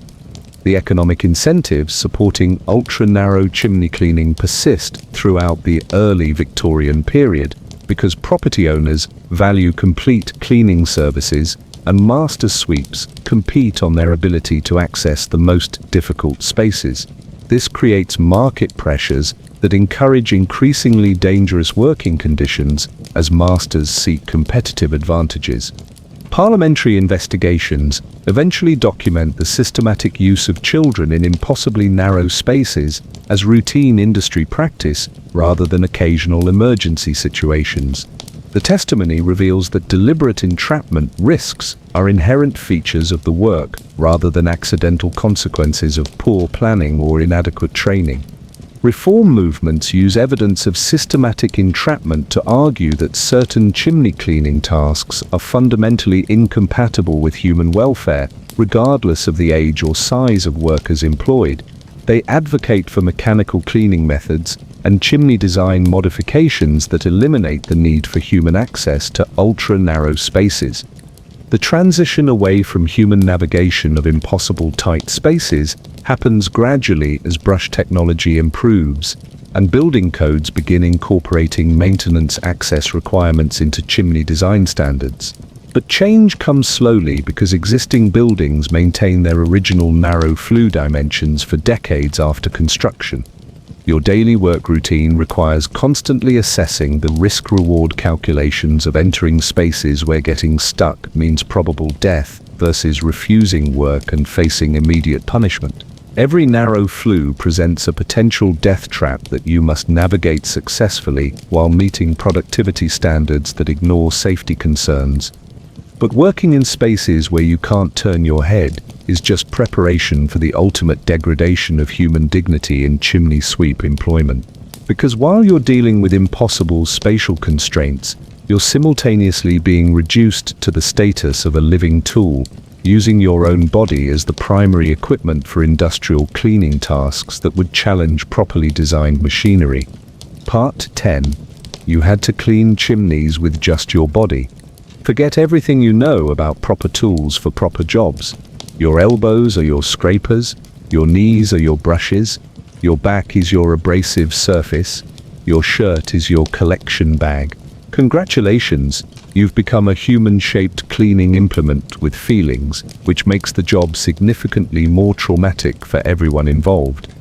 Victorian efficiency experts looked at chimney cleaning requirements and decided that purpose-built tools were an unnecessary expense when terrified children would do the job for free. The complete absence of proper cleaning equipment in traditional chimney sweeping reflects both economic calculations and technical limitations of early industrial toolmaking. Master sweeps who invested in brushes, scrapers, and collection devices reduced their profit margins while their competitors achieved similar results using only child labor and creative brutality. Your primary cleaning technique involves using your elbows as chiseling implements to break away hardened soot deposits that have accumulated over months or years of use. The pointed bone structure of elbow joints provides effective contact pressure for dislodging stubborn material, while the surrounding muscle and skin tissue gradually wears away from repeated abrasive contact with rough chimney surfaces. Knee-based scrubbing represents the bulk of your cleaning work because leg muscles provide the strength necessary for sustained abrasive action against vertical surfaces. You press your knees against chimney walls while using leg pressure to grind away accumulated deposits through friction and mechanical force. This technique effectively removes soot while systematically destroying your kneecaps and surrounding tissue. Your back serves as both a climbing surface and a cleaning tool depending on chimney dimensions and deposit characteristics. In narrow flues, you use spinal pressure against one wall while your knees work against the opposite surface. creating a grinding action that removes material through sustained abrasion. This technique redistributes cleaning forces across your entire body while ensuring maximum tissue damage for optimal efficiency. The shirt collection system represents Victorian ingenuity in cost-cutting technology. Rather than providing proper containers for removed soot, masters expect you to use whatever clothing you're wearing as collection and transport devices.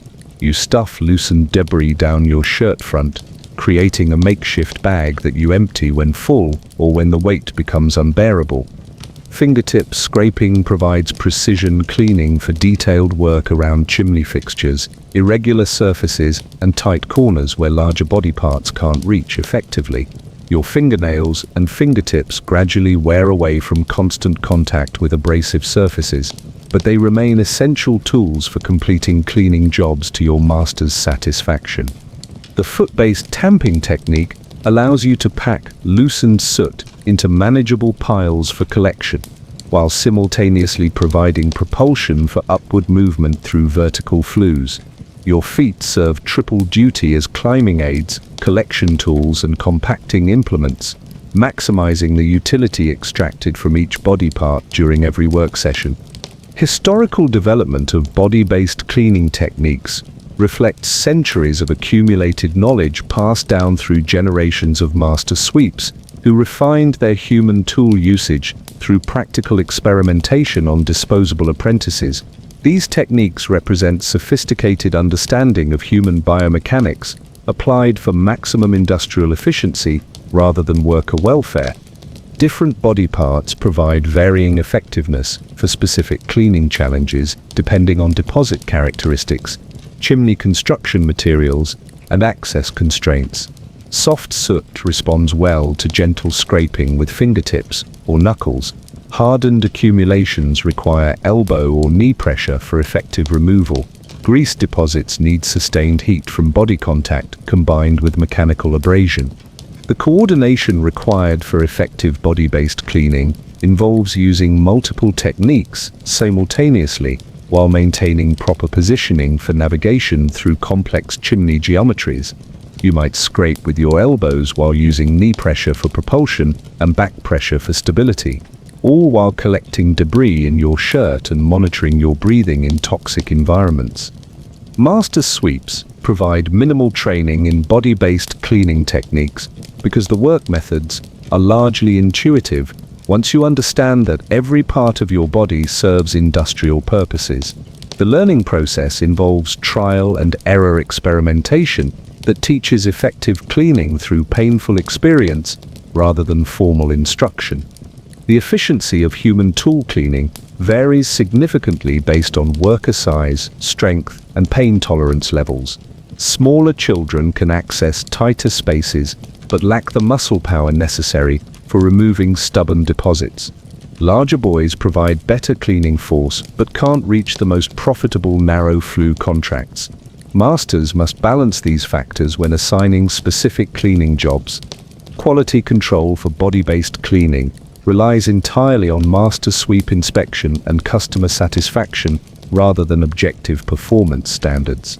Your master checks completed work by visual examination and customer feedback, beating you if either reveals inadequate cleaning results. This system incentivizes thorough cleaning regardless of personal injury costs. The economic advantages of body-based cleaning over tool-based methods persist throughout the early Victorian period because human workers cost less than equipment investment while providing superior performance in tight spaces and irregular geometries. Children can adapt to unusual chimney configurations in ways that rigid tools cannot match. Seasonal variations in cleaning requirements affect body-based technique selection depending on soot characteristics, weather conditions, and heating usage patterns. Winter deposits tend to be harder and require more aggressive body contact for effective removal. Summer cleaning involves different chemical compositions that respond to alternative scraping approaches. The physical conditioning required for effective body-based cleaning involves developing abnormal pain tolerance and joint flexibility, that allows sustained abrasive contact with industrial surfaces. You learn to ignore injury signals that exist specifically to prevent serious tissue damage, creating psychological adaptations that persist long after leaving the chimney sweeping trade. Long-term medical consequences of using your body as cleaning equipment include permanent joint damage, nerve destruction, and tissue scarring that affects former workers throughout their adult lives. Victorian medical knowledge can't effectively treat these occupational injuries, leaving survivors with disabilities that prevent alternative employment and ensure lifelong poverty. The psychological impact of being systematically reduced to living equipment creates lasting mental health problems that affect survivors' ability to form normal relationships, maintain employment, or function independently in adult society. The dehumanization process involved in treating children as disposable tools damages developing personalities in ways that persist long after physical injuries heal. Different masters develop signature approaches to human tool management based on their understanding of biomechanics and their tolerance for worker mortality. Some prefer intensive short-term usage that maximizes cleaning efficiency while accepting higher replacement costs. Others implement graduated wear patterns designed to extend useful working life through careful damage management. The legal framework surrounding body-based cleaning methods provides masters with broad authority over their apprentices' physical usage while limiting liability for resulting injuries or deaths. Apprenticeship contracts typically include language that transfers responsibility for workplace hazards from masters to the children performing dangerous work.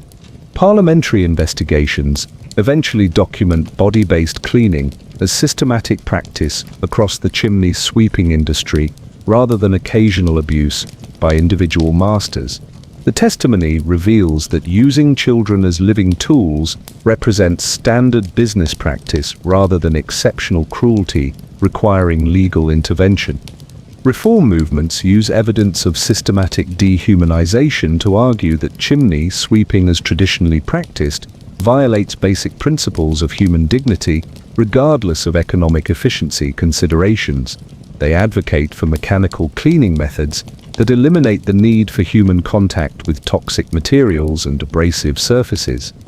The transition away from body-based cleaning happens gradually as brush technology improves and social attitudes toward child welfare slowly evolve. But change comes slowly because human workers remain cheaper and more adaptable than mechanical alternatives throughout most of the Victorian period. Your daily work routine becomes an exercise in creative self-destruction as you discover new ways to use body parts as industrial implements, while meeting productivity standards that ignore accumulating tissue damage. Every cleaning job requires you to innovate additional techniques for extracting maximum utility from your rapidly deteriorating physical resources. Medical professionals who examine former chimney sweeps describe injury patterns unlike anything seen in other occupations, with tissue damage that resembles industrial accidents rather than gradual occupational wear. The systematic destruction of human bodies for cleaning purposes creates pathological conditions that fascinate doctors while horrifying anyone with basic empathy. The economic calculations supporting body-based cleaning reflect broader Victorian attitudes about working-class children as expendable resources whose welfare matters less than profit maximization. The practice persists because it generates superior financial returns compared to alternative cleaning methods that prioritize worker safety over cost efficiency. Training programs for body-based cleaning techniques rely primarily on pain-based learning rather than formal instruction, with apprentices discovering effective methods through trial and error, experimentation that teaches proper usage through accumulated injuries. This educational approach ensures that survivors develop maximum cleaning effectiveness while eliminating those unsuited for the work. Quality assurance for human tool performance involves regular inspection of cleaning results combined with punishment for inadequate work, creating feedback systems that incentivize thorough job completion regardless of personal injury costs. Masters monitor both cleaning effectiveness and worker durability to optimize their human equipment investment. The competitive advantages provided by skilled body-based cleaning persist throughout the early Victorian period because customers value thorough cleaning results over worker welfare considerations. Master sweeps, who can offer superior cleaning quality through intensive human tool usage, secure premium contracts unavailable to competitors using gentler methods. But using your body as industrial cleaning equipment is just preparation for the long-term health consequences that will follow you for whatever remains of your shortened life. Because while you're busy destroying yourself one elbow scrape at a time, your respiratory system is slowly filling with toxic substances that will ensure your death comes early and painfully, assuming you survive long enough to experience the full effects of your occupational lung disease. Part 11. You coughed up black mucus for life. Your morning routine now includes hacking up what looks like tar mixed with blood, a delightful reminder that your lungs have essentially become soot, storage containers with a coughing mechanism attached. Welcome to Climbing Boy's Lung, the Victorian era's contribution to occupational respiratory diseases that makes modern black lung look like a mild seasonal allergy. The medical establishment had a charming nickname for your condition, chimney sweep's consumption, because nothing says professional healthcare like naming diseases after the jobs that cause them while doing absolutely nothing to prevent or treat them. The physiological process creating your perpetual black lung starts with your first breath inside a chimney and continues relentlessly throughout your career and beyond. Every inhalation in those toxic vertical tombs deposits microscopic particles of coal dust, soot, and combustion byproducts deep into your developing respiratory system, where they embed permanently in lung tissue. Victorian coal burning produces a cocktail of respiratory toxins that would terrify modern industrial hygienists. The combustion process creates fine particulate matter, small enough to penetrate the deepest recesses of your lungs, where it triggers inflammatory responses that gradually destroy healthy tissue and replace it with scar tissue that can't process oxygen effectively. Your lungs develop a distinctive black marbling pattern as soot particles accumulate in tissue spaces, creating permanent discoloration visible during post-mortem examinations. Medical professionals occasionally document these patterns in their case studies, describing lungs that appear painted with ink rather than displaying normal pinkish healthy tissue. The coughing fits that define Climbing Boy's lung represent your body's desperate attempt to expel foreign material that has embedded too deeply for normal clearing mechanisms to remove. These episodes become increasingly violent and frequent as accumulated damage progresses, often lasting for hours and producing substantial quantities of black, tarry sputum mixed with blood from damaged lung tissue. Historical medical records from Victorian hospitals describe chimney sweep respiratory patients whose coughing fits were so severe they would lose consciousness from lack of oxygen or vomit, blood from the physical strain of trying to clear their airways. Some developed hernias from the sustained abdominal pressure created by chronic coughing episodes. The progression of Climbing Boy's lung follows a predictable pattern that Victorian physicians learned to recognize but couldn't treat effectively. Initial symptoms include persistent dry cough and shortness of breath during physical exertion. These advance to productive coughing with black sputum, chest pain, and reduced exercise tolerance that interferes with continued work performance. Advanced stages of the disease involve constant respiratory distress, frequent bleeding from damaged lung tissue, and eventual heart failure as your cardiovascular system struggles to compensate for reduced oxygen processing capacity. Most chimney sweeps who survive other occupational hazards eventually die from respiratory complications related to chronic soot exposure. The age at which Climbing Boy's lung symptoms first appear depends on exposure intensity and individual resistance factors, but most apprentices develop noticeable respiratory problems within their first year of regular chimney work. Some show signs within weeks of beginning their apprenticeship, while others maintain apparently normal breathing for several months before symptoms emerge. Different types of chimney cleaning expose workers to varying respiratory hazard levels depending on fuel types, combustion efficiency, and chimney construction materials. Domestic coal-burning fireplaces produce relatively standard soot compositions, while industrial chimneys from metalworking, brewing, or chemical processes add specialized toxins that create unique lung damage patterns.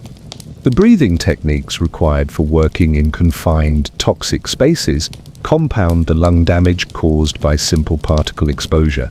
You learn to take shallow breaths and hold them for extended periods while performing physical work, preventing normal lung-clearing mechanisms from functioning properly and allowing deeper penetration of harmful substances. Master sweeps monitor their apprentices' respiratory health primarily to assess remaining useful working life rather than provide appropriate medical care. They recognize the signs of advancing lung disease because it affects climbing performance and productivity. Boys who develop severe breathing problems get replaced rather than treated.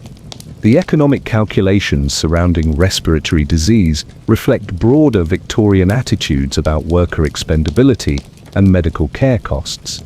Providing treatment for lung disease requires ongoing expense with uncertain results, while replacing diseased workers with healthy children from workhouses costs less and provides immediate productivity improvements. Victorian medical knowledge about occupational lung diseases remains primitive throughout most of the chimney sweeping era. Physicians recognize that chimney sweeps develop distinctive respiratory problems but lack understanding of the underlying disease mechanisms or effective treatment approaches. Their recommendations typically focus on avoiding further exposure rather than treating existing damage. The social stigma associated with climbing boys' lung affects former chimney sweeps throughout their adult lives because the constant coughing and black sputum production mark them as obviously diseased and potentially contagious. This makes finding alternative employment extremely difficult and often forces survivors into begging or other marginal economic activities.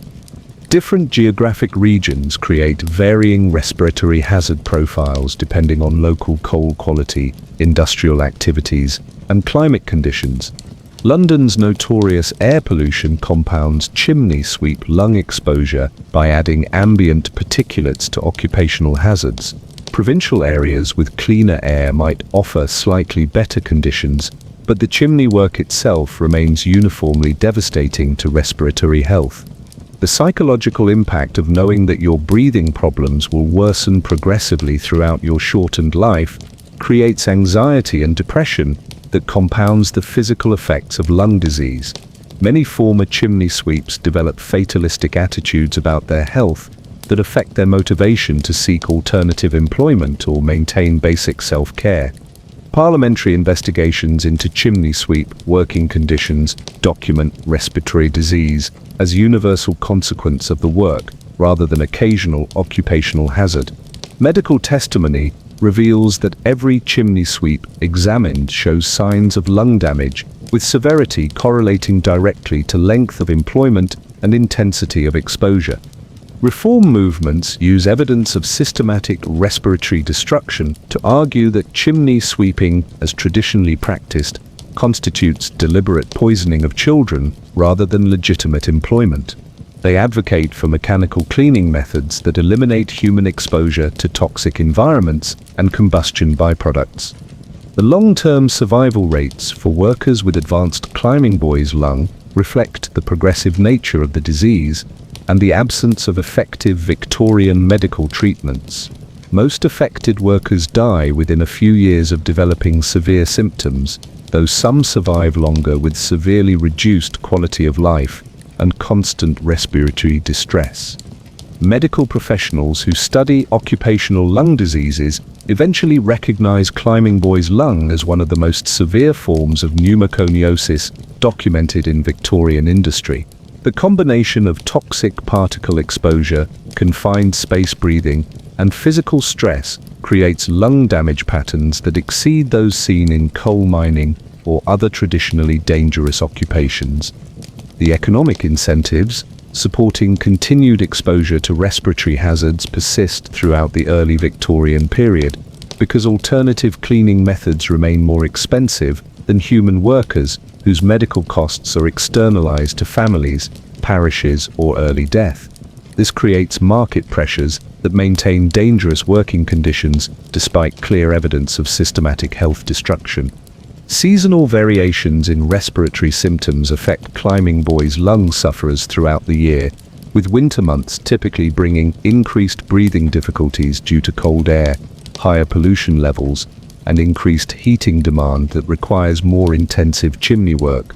Summer months might offer slight relief from symptoms but don't reverse accumulated lung damage.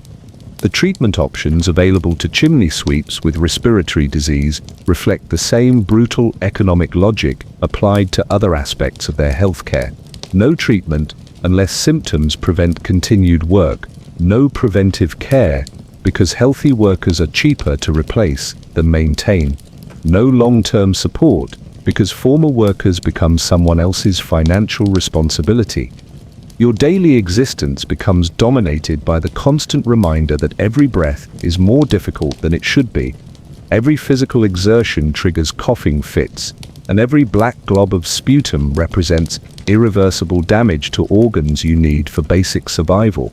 The knowledge that your condition will only worsen creates psychological stress that compounds the physical effects of progressive lung disease. But respiratory destruction is just one aspect of the comprehensive physical breakdown that defines survival as a chimney sweep. Because while your lungs are slowly filling with toxic sludge, you're simultaneously dealing with workplace hazards that can trap you in confined spaces until you suffocate, creating immediate death threats that complement the gradual poisoning of your respiratory system. Part 12. You could get stuck and be blamed for it. Picture this. You're wedged in a chimney like a cork in a wine bottle, slowly suffocating on soot dust, and your master's response is to shout accusations about your laziness, rather than, actually rescuing you. Because apparently getting trapped in a space barely wider than your shoulders is a character flaw requiring immediate correction through verbal abuse. Victorian workplace safety protocols make modern victim blaming look positively enlightened by comparison. Getting stuck in chimneys represents one of the most immediate and terrifying death threats facing child sweeps, combining claustrophobia, suffocation risk, and complete helplessness in a single traumatic experience that can last for hours or days, depending on your master's rescue priorities and engineering capabilities.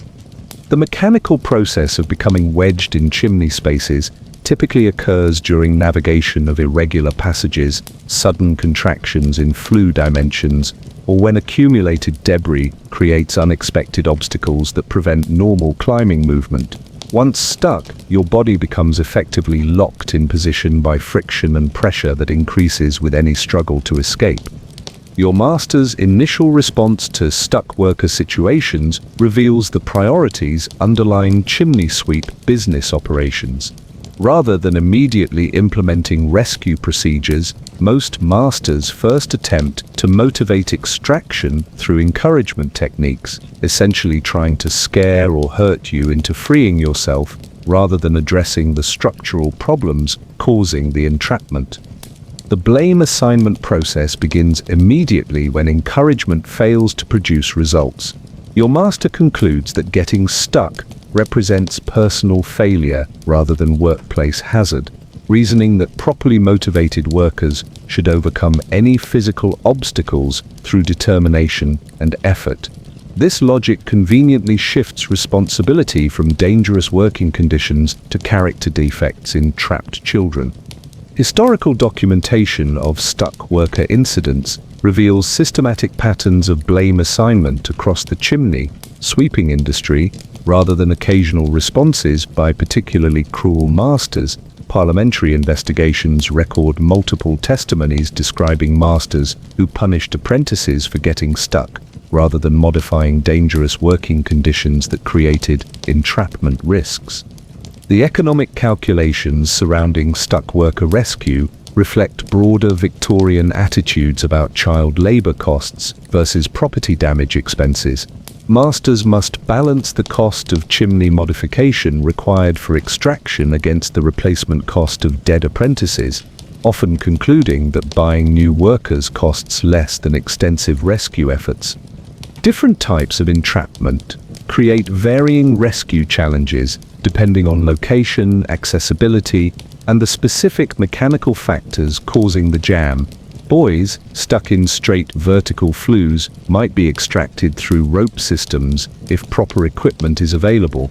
Those wedged in angled passages or irregular spaces often require partial demolition of chimney structures for safe removal. The timing of rescue attempts depends heavily on business pressures and customer relations rather than humanitarian concerns for trapped workers. Masters facing urgent completion deadlines or important customer relationships might attempt quick rescue efforts to maintain service schedules. Those with more flexible timing often delay rescue attempts to avoid expensive emergency intervention costs. Your fellow apprentices typically provide the most reliable assistance during stuck incidents because they understand the technical challenges involved and have personal investment in successful rescue outcomes. They develop informal rescue protocols using available materials and coordinate extraction efforts when masters prove unwilling to invest in professional help.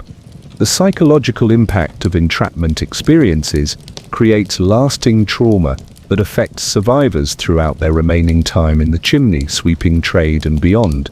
The combination of physical helplessness, suffocation fear, and complete dependence on potentially hostile rescuers damages developing minds in ways that persist long after physical injuries heal. Legal frameworks surrounding stuck worker incidents provide limited protection for trapped apprentices because determining responsibility for rescue costs involves complex questions about apprenticeship contracts, property owner liability, and emergency service obligations. These legal ambiguities often delay rescue efforts while jurisdictional disputes are resolved. The victim-blaming rhetoric employed by masters serves multiple purposes beyond simple deflection of responsibility. It maintains psychological control over other apprentices by suggesting that workplace hazards result from personal inadequacy rather than systemic problems. It provides moral justification for minimal rescue efforts by framing entrapment as self-inflicted problems. Medical consequences of prolonged entrapment include circulation problems from sustained compression, respiratory distress from restricted breathing, and psychological trauma from extended periods of helplessness and fear. Even successful rescue operations often leave survivors with permanent physical and mental health problems that affect their remaining working capacity. The rescue techniques available to Victorian master sweeps reflect crude understanding of mechanical engineering combined with extensive practical experience in extracting stuck workers using whatever tools and materials are readily available. These methods prioritize speed and cost control over worker safety, often causing additional injuries during extraction processes. Parliamentary reformers eventually use evidence of systematic entrapment and blame assignment to argue that chimney sweeping working conditions violate basic standards of human decency, regardless of economic efficiency considerations. They document specific cases where children died during prolonged entrapment, while masters debated rescue costs rather than implementing immediate extraction efforts. Different chimney construction styles create varying entrapment risks depending on internal geometry, construction materials, and maintenance histories. Older buildings with irregular flue dimensions present higher jamming risks than newer construction with standardized internal measurements. Industrial chimneys often include mechanical fixtures that create additional snagging hazards for human workers. The social dynamics surrounding stuck worker incidents reveal broader Victorian attitudes about working-class children as expendable resources whose welfare matters less than property protection and business continuity. Community members who become aware of entrapment situations often defer to master sweep authority rather than intervening independently to assist trapped children. Seasonal factors affect entrapment risks throughout the year, with winter months creating increased hazards due to ice formation, thermal expansion of chimney materials, and accumulated debris from intensive heating usage. Summer periods might offer slightly reduced risks, but don't eliminate the fundamental dangers inherent in sending children through impossibly narrow spaces. The long-term survival rates for workers who experience multiple entrapment incidents reflect cumulative physical and psychological damage from repeated trauma. Each stuck episode causes stress and injury that increases vulnerability to future problems while reducing overall working capacity and life expectancy. Reform movements use documented cases of entrapment victim blaming to illustrate the systematic dehumanization inherent in traditional chimney sweeping practices. They argue that industries requiring regular rescue operations for routine work clearly violate basic workplace safety standards, regardless of historical precedent or economic necessity. The transition away from human navigation of entrapment-prone spaces happens gradually as mechanical cleaning tools improve and building codes begin incorporating maintenance access requirements into chimney design standards. But change comes slowly because existing buildings maintain their original hazardous dimensions for decades after construction. Master sweeps, who develop reputations for effective stuck worker rescue, occasionally market this capability as a competitive advantage, advertising their expertise in extraction techniques to customers who value reliable service completion, regardless of worker casualties. This creates perverse economic incentives for maintaining dangerous working conditions while developing rescue specializations. Your daily work routine requires constantly assessing entrapment risks against productivity pressures while knowing that getting stuck will result in blame and punishment rather than sympathy and improved safety measures. Every narrow passage becomes a potential trap where survival depends on your master's economic calculations rather than basic human decency. But getting stuck and blamed for it represents just one aspect of the comprehensive abandonment that defines childhood as a chimney sweep. Because while you're dealing with immediate entrapment risks, you're simultaneously coping with the knowledge that your entire developmental period has been stolen and replaced with industrial servitude that prevents you from learning basic skills necessary for human society. Part 13. You were sold before you knew the alphabet. At age 4, most children are learning to tie their shoes and count to 10. You're learning that humans can be bought and sold like livestock, and your new owner has very specific plans for your tiny body that don't involve education, childhood, or basic human dignity. Welcome to Victorian human trafficking, where the buyers are legally protected and the merchandise goes to work immediately. The child acquisition process for chimney sweep apprentices operates through a combination of legal channels and barely disguised slavery that transforms desperate families' economic crises into master sweeps' profitable workforce investments. Workhouse children represent the primary source of chimney sweep apprentices because these institutions need to reduce operational costs while disposing of unwanted children in socially acceptable ways. Parish overseers responsible for workhouse management actively market available children to master sweeps, treating human placement like livestock sales with price negotiations based on age, size, and perceived working potential. The legal framework surrounding apprenticeship contracts provides masters with broad authority over purchased children while limiting their financial obligations and liability for injuries or deaths.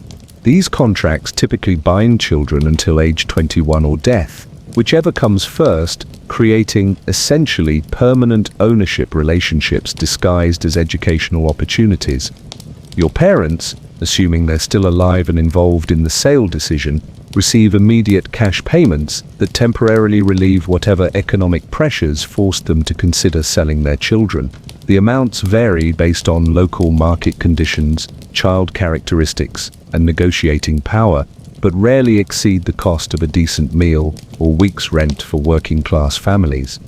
The age preferences of master sweeps reflect the technical requirements of chimney cleaning work, combined with economic calculations about training investments and useful working life expectancy.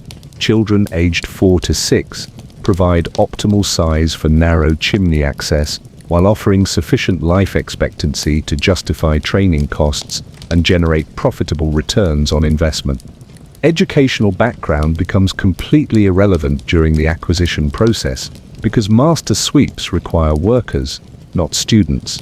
Your ability to read, write, or perform basic arithmetic has no bearing on your suitability for chimney work. In fact, literacy might be viewed negatively because educated children sometimes understand their legal rights or develop unrealistic expectations about treatment and working conditions. The transaction mechanics for child purchase involve straightforward cash exchanges with minimal paperwork beyond basic apprenticeship contracts that establish ownership rights and working obligations. No background checks, medical examinations, or welfare assessments interfere with efficient market operations. Payment typically occurs immediately upon agreement, with children transferred to new owners the same day. Different regions develop varying market characteristics for child workers, depending on local economic conditions, competition among master sweeps, and availability of alternative labor sources. London's large workhouse population creates buyers' markets with low prices and high selection. Provincial areas with fewer children might see higher prices, but more limited availability. The inspection process used by master sweeps during child selection reveals their priorities regarding worker characteristics and expected job performance. They assess body size and proportions for chimney access capability. They evaluate apparent health and strength for sustained physical work. They check for obvious defects that might interfere with climbing ability or reduce useful working life. Your reaction to the sale process, crying resistance, attempts to return to family, provides additional information that experienced master sweeps use to assess training requirements and management challenges. Compliant children who accept their situation quietly require less initial control efforts than those who fight or try to escape. The geographical displacement involved in child acquisition often removes you from familiar environments and support networks that might provide assistance or intervention during abusive treatment. Master sweeps frequently purchase children from distant workhouses or regions to prevent family interference and reduce escape opportunities. Legal protections for sold children remain minimal throughout the early Victorian period, because apprenticeship contracts transfer parental authority to masters while providing broad discretion for disciplinary methods and working conditions. Courts generally refuse to intervene in master-apprentice disputes unless extreme abuse can be proven through witness testimony that rarely survives to reach legal proceedings. The economic incentives supporting child trafficking persist because the system provides reliable workforce supplies for dangerous occupations that adult workers increasingly refuse to perform. As social attitudes toward child welfare slowly evolve, the pool of available children contracts, but replacement sources continue operating through legal channels that disguise slavery as education. Parliamentary investigations eventually document child sale practices as systematic features of the chimney sweeping industry, rather than occasional abuses by individual masters. The testimony reveals organized markets for child workers with established pricing structures, quality standards, and distribution networks that operate openly within legal frameworks. Reform movements use evidence of systematic child trafficking to argue that apprenticeship laws require fundamental revision to prevent abuse disguised as legitimate employment. They advocate for minimum age requirements, educational provisions, and oversight mechanisms that would eliminate the most egregious forms of child exploitation. The psychological impact of being sold at young ages creates abandonment trauma that affects former chimney sweeps throughout their adult lives. Children who experience commercial transaction as their introduction to employment relationships often struggle with trust, self-worth, and normal social interactions long after leaving the trade. Different master sweeps develop signature approaches to child acquisition based on their business models and personal preferences for worker characteristics. Some prefer very young children who can be trained extensively in specific techniques.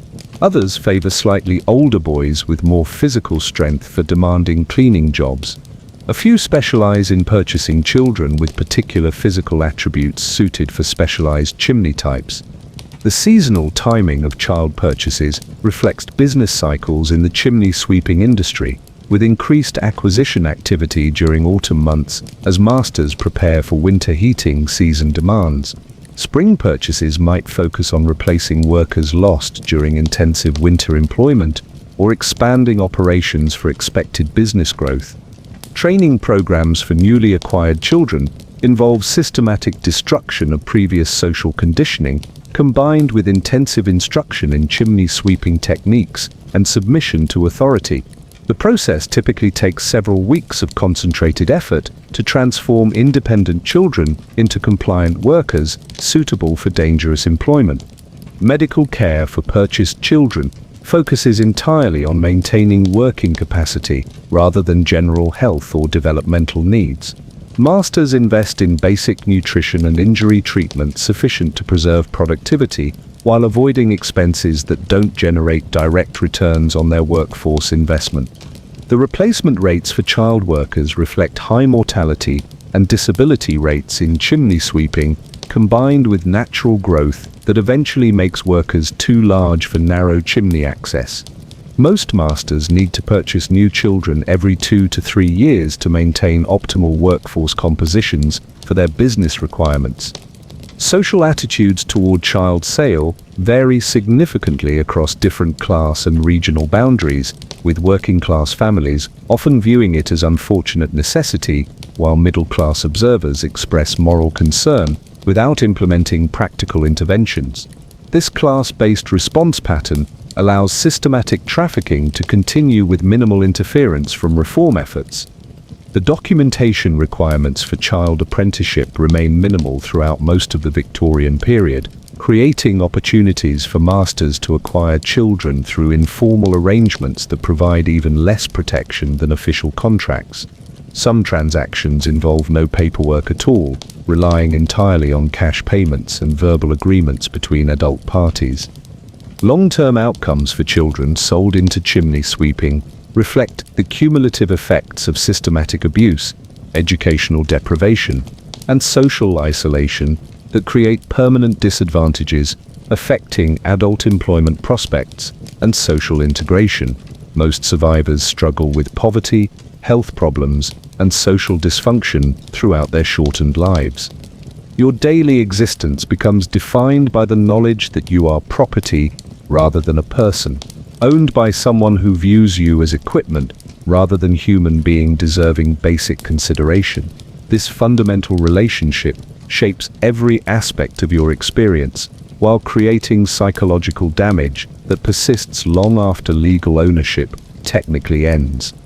But being sold before you could read is just the beginning of your systematic dehumanization, because while you're adjusting to your new status as human property, you're simultaneously discovering that your performance standards will be enforced through physical violence that makes medieval punishment look restrained. Part 14. You'd be beaten for not coming out clean enough.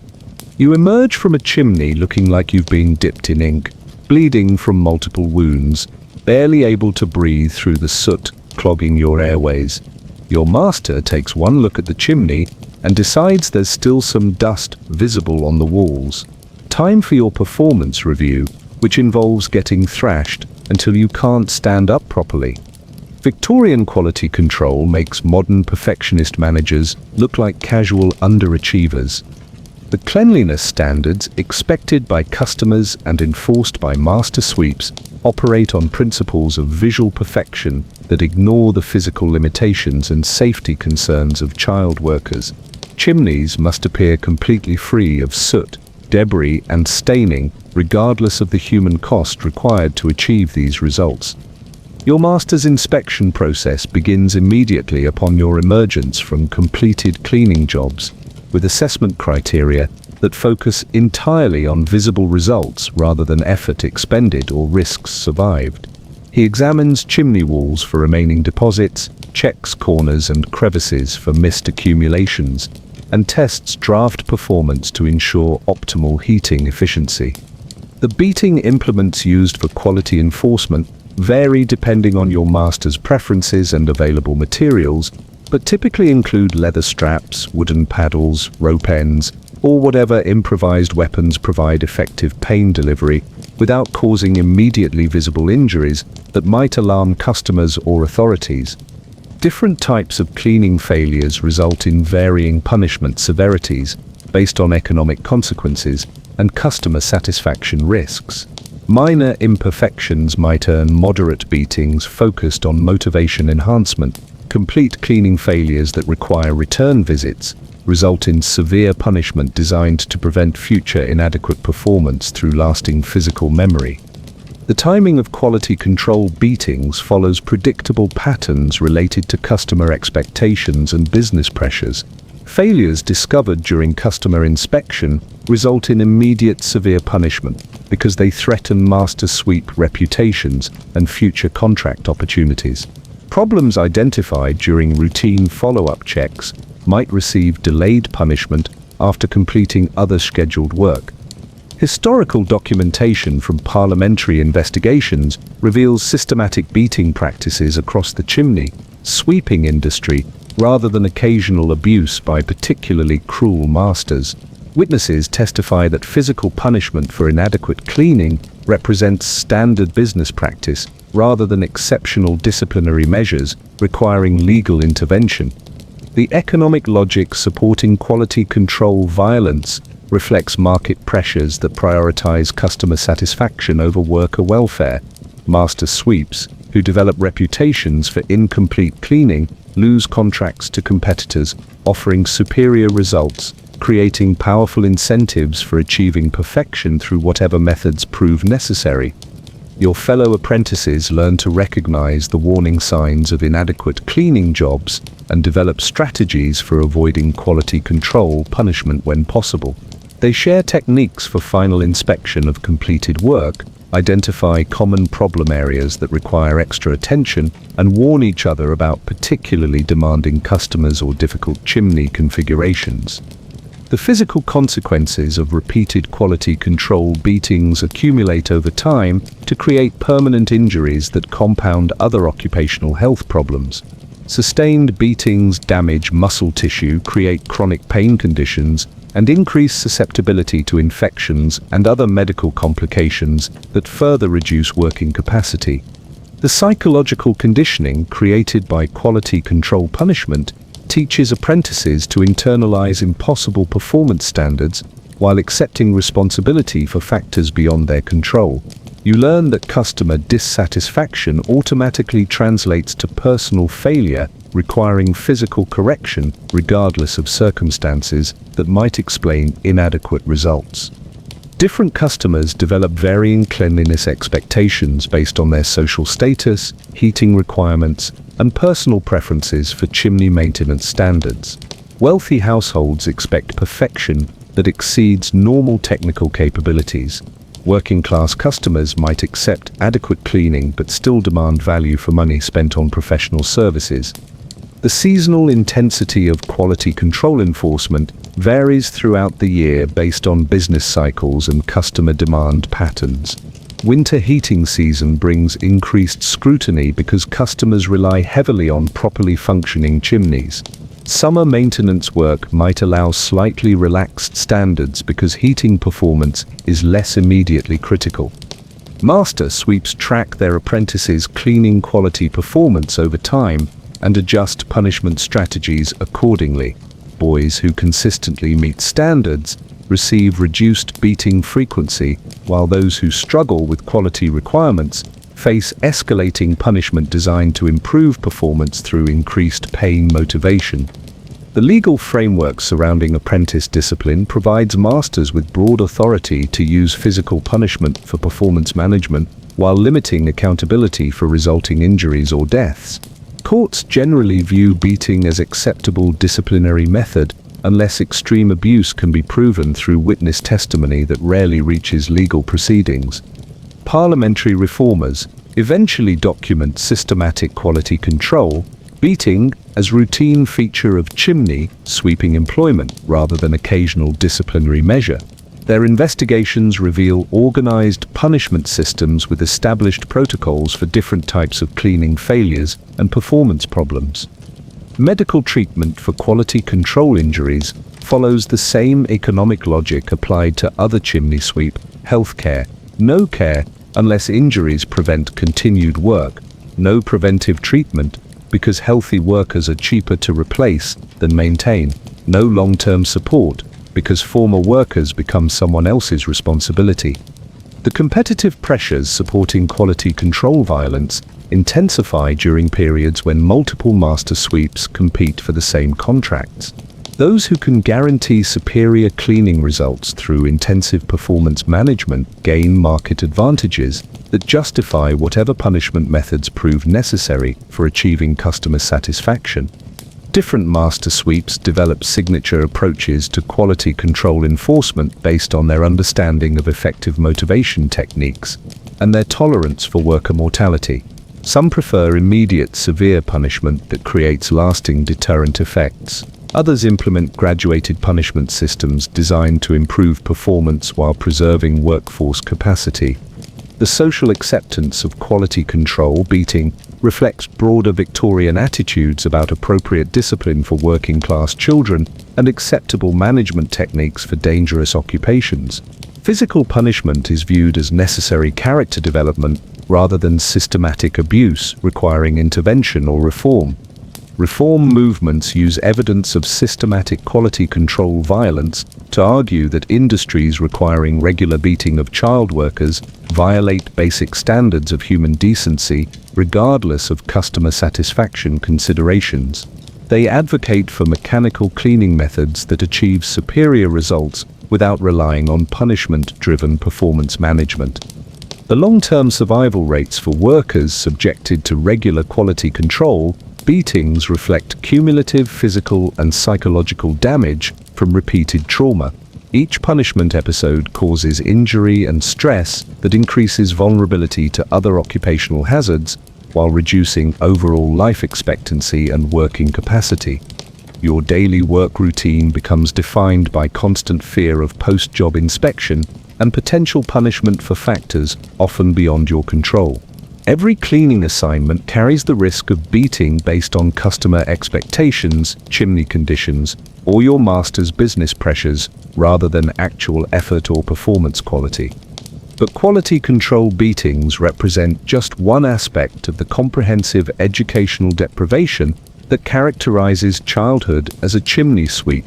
Because while you're learning to fear punishment for imperfect cleaning, you're simultaneously being prevented from acquiring basic knowledge and skills that might provide alternatives to your current nightmare existence.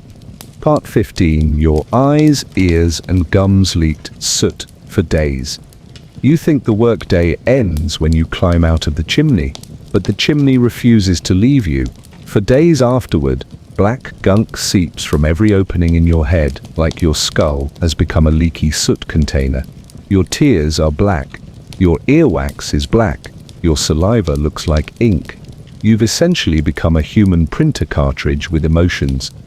Victorian occupational hygiene makes medieval plague management look sophisticated by comparison. The physiological process creating post-work soot leakage begins during chimney cleaning, when microscopic particles penetrate deeply into mucous membranes, tear ducts, ear canals, and oral cavities, where they embed in tissue spaces too small for normal cleaning mechanisms to reach effectively. Your eyes bear the heaviest burden of soot contamination because they remain open during climbing work to provide whatever limited vision is possible in dark chimney environments. The constant exposure to airborne particles creates accumulation in tear ducts and surrounding tissues that continues draining long after completing cleaning jobs. The black tears that stream from your eyes for days following chimney work contain not just soot particles but also irritants and toxins that cause ongoing damage to delicate eye tissues. This creates chronic inflammation, reduced vision, and increased susceptibility to eye infections that compound other health problems. Your ears become repositories for fine soot particles that penetrate deep into auditory canals during exposure to swirling dust clouds in confined chimney spaces. The particles mix with natural earwax to create thick, black deposits that gradually work their way outward over several days, leaving dark stains on whatever fabric touches your head.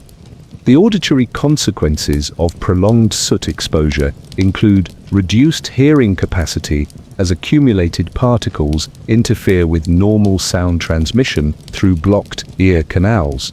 Many chimney sweeps develop partial deafness that persists throughout their lives, creating communication difficulties that affect their prospects for alternative employment.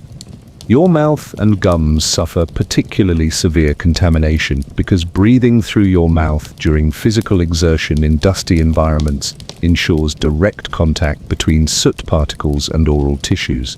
The particles embed in gum tissue and coat tongue surfaces, creating persistent black staining that resists normal cleaning attempts. Oral health deteriorates rapidly under constant soot exposure as particles create ideal conditions for bacterial growth, while the toxic compounds damage tooth enamel and gum tissue. Many young chimney sweeps lose teeth prematurely and develop chronic oral infections that cause constant pain and difficulty eating. The nasal passages become so thoroughly clogged with soot that normal breathing becomes difficult for days following intensive cleaning work. Black mucus streams constantly from your nose as your respiratory system attempts to clear accumulated particles through natural drainage mechanisms that prove inadequate for the volume of contamination. Different types of coal and combustion byproducts create varying contamination patterns depending on chemical composition and particle size characteristics. Domestic coal produces relatively standard soot that penetrates moderately into facial tissues. Industrial chimneys often involve chemical additives that create more persistent staining and deeper tissue penetration. The washing facilities available to chimney sweeps prove completely inadequate for removing embedded soot particles from facial tissues and body cavities. Cold water and harsh soap can remove surface contamination but can't reach particles that have penetrated deeply into mucous membranes and tissue spaces. Master sweeps view post-work soot leakage as normal occupational characteristic rather than health concern requiring intervention. They expect their apprentices to continue working while black substances drain from their heads, treating the contamination as cosmetic issue rather than evidence of serious toxic exposure. The social stigma associated with constant soot leakage affects chimney sweeps' interactions with other people because the black discharge marks them as obviously contaminated and potentially contagious. This visual identification makes it difficult to blend into normal social situations or find acceptance in communities where their occupation is known. Victorian medical knowledge provides no effective treatments for removing embedded soot particles from facial tissues and body cavities. Physicians occasionally observe the phenomenon, but classify it as occupational characteristic rather than treatable medical condition requiring intervention or prevention.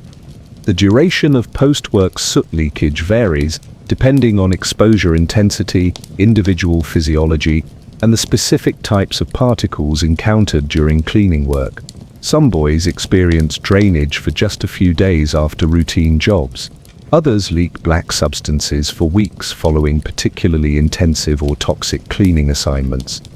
The psychological impact of constant contamination leakage affects developing children's self-image and social confidence because they can't maintain normal appearance or cleanliness, regardless of personal hygiene efforts. This creates shame and social anxiety that persists long after leaving the chimney sweeping trade. Different facial drainage patterns provide master sweeps with crude indicators of work intensity and exposure levels experienced by their apprentices. Heavy leakage suggests thorough job completion and adequate soot removal. Light contamination might indicate insufficient cleaning effort, requiring performance improvement through additional training or punishment.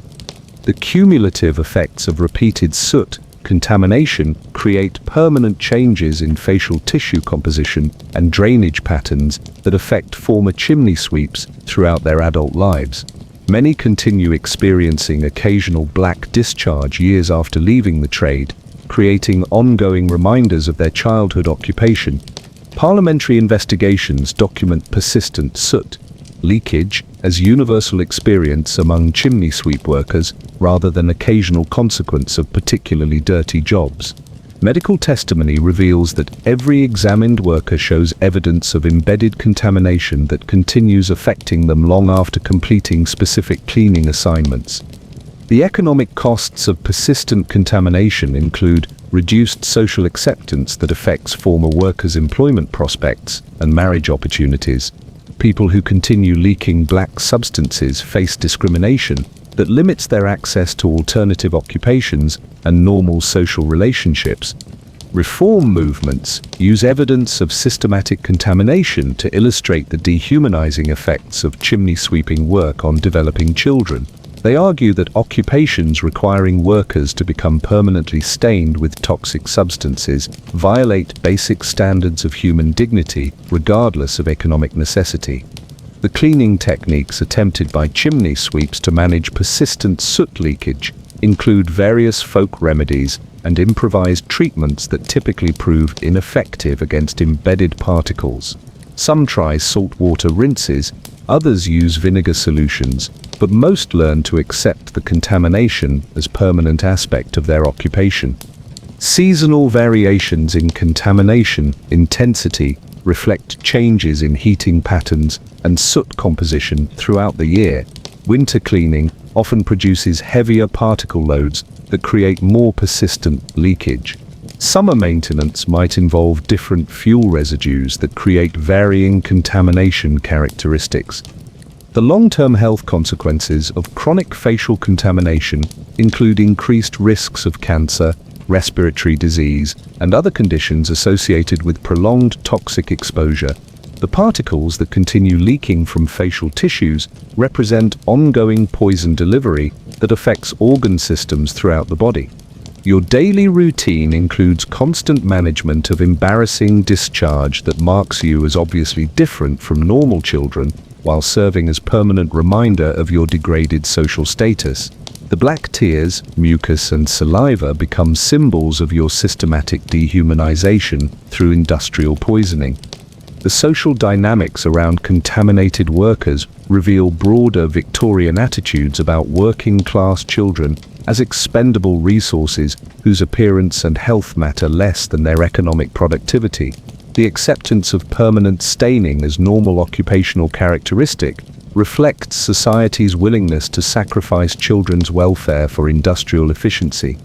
But persistent soot leakage represents just one visible manifestation of the comprehensive social abandonment that defines existence as a chimney sweep. Because while you're dealing with the daily humiliation of toxic discharge, you're simultaneously coping with the knowledge that society views your suffering as acceptable entertainment rather than urgent humanitarian crisis requiring immediate intervention. Part 16. The public pitied you, but didn't stop it. Victorian society perfected the art of feeling sorry for suffering children, while doing absolutely nothing to help them. People would coo poor little climbing boys while tossing you a penny, then immediately hire your master for their own chimney cleaning. It's like watching someone drown and throwing them a handkerchief instead of a rope. Welcome to performative compassion, Victorian style, where sympathy serves as a substitute for actual intervention.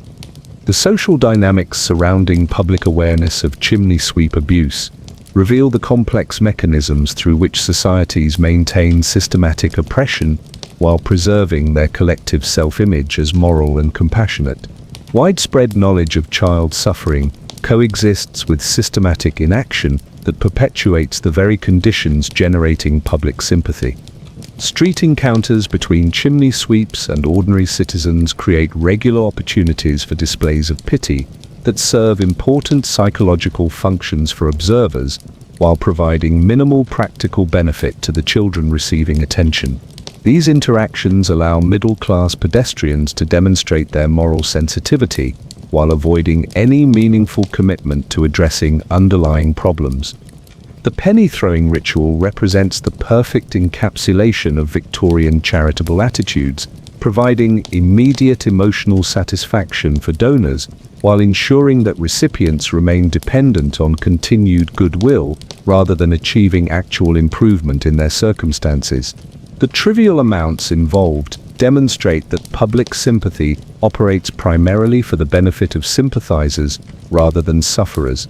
Historical documentation reveals that public awareness of chimney sweep abuse was extensive throughout the Georgian and early Victorian periods, with newspapers regularly reporting on child deaths, parliamentary investigations generating detailed testimony about working conditions, and reform movements producing literature describing systematic torture in graphic detail.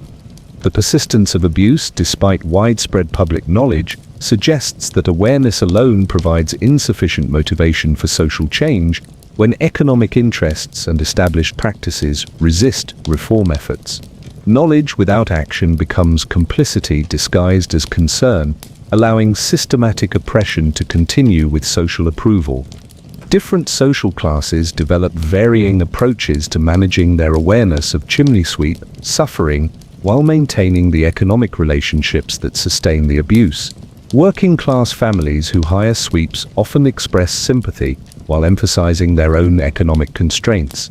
Middle-class households demonstrate moral concern while prioritizing service quality and convenience. The literary and artistic representations of chimney sweeps during this period reflect society's need to romanticize and sentimentalize systematic abuse in ways that generate emotional satisfaction without demanding practical intervention.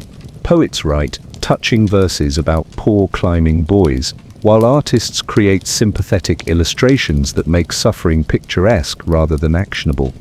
Religious organizations play particularly complex roles in the public response to chimney sweep abuse, often expressing moral outrage while failing to provide concrete assistance or advocacy for meaningful reform.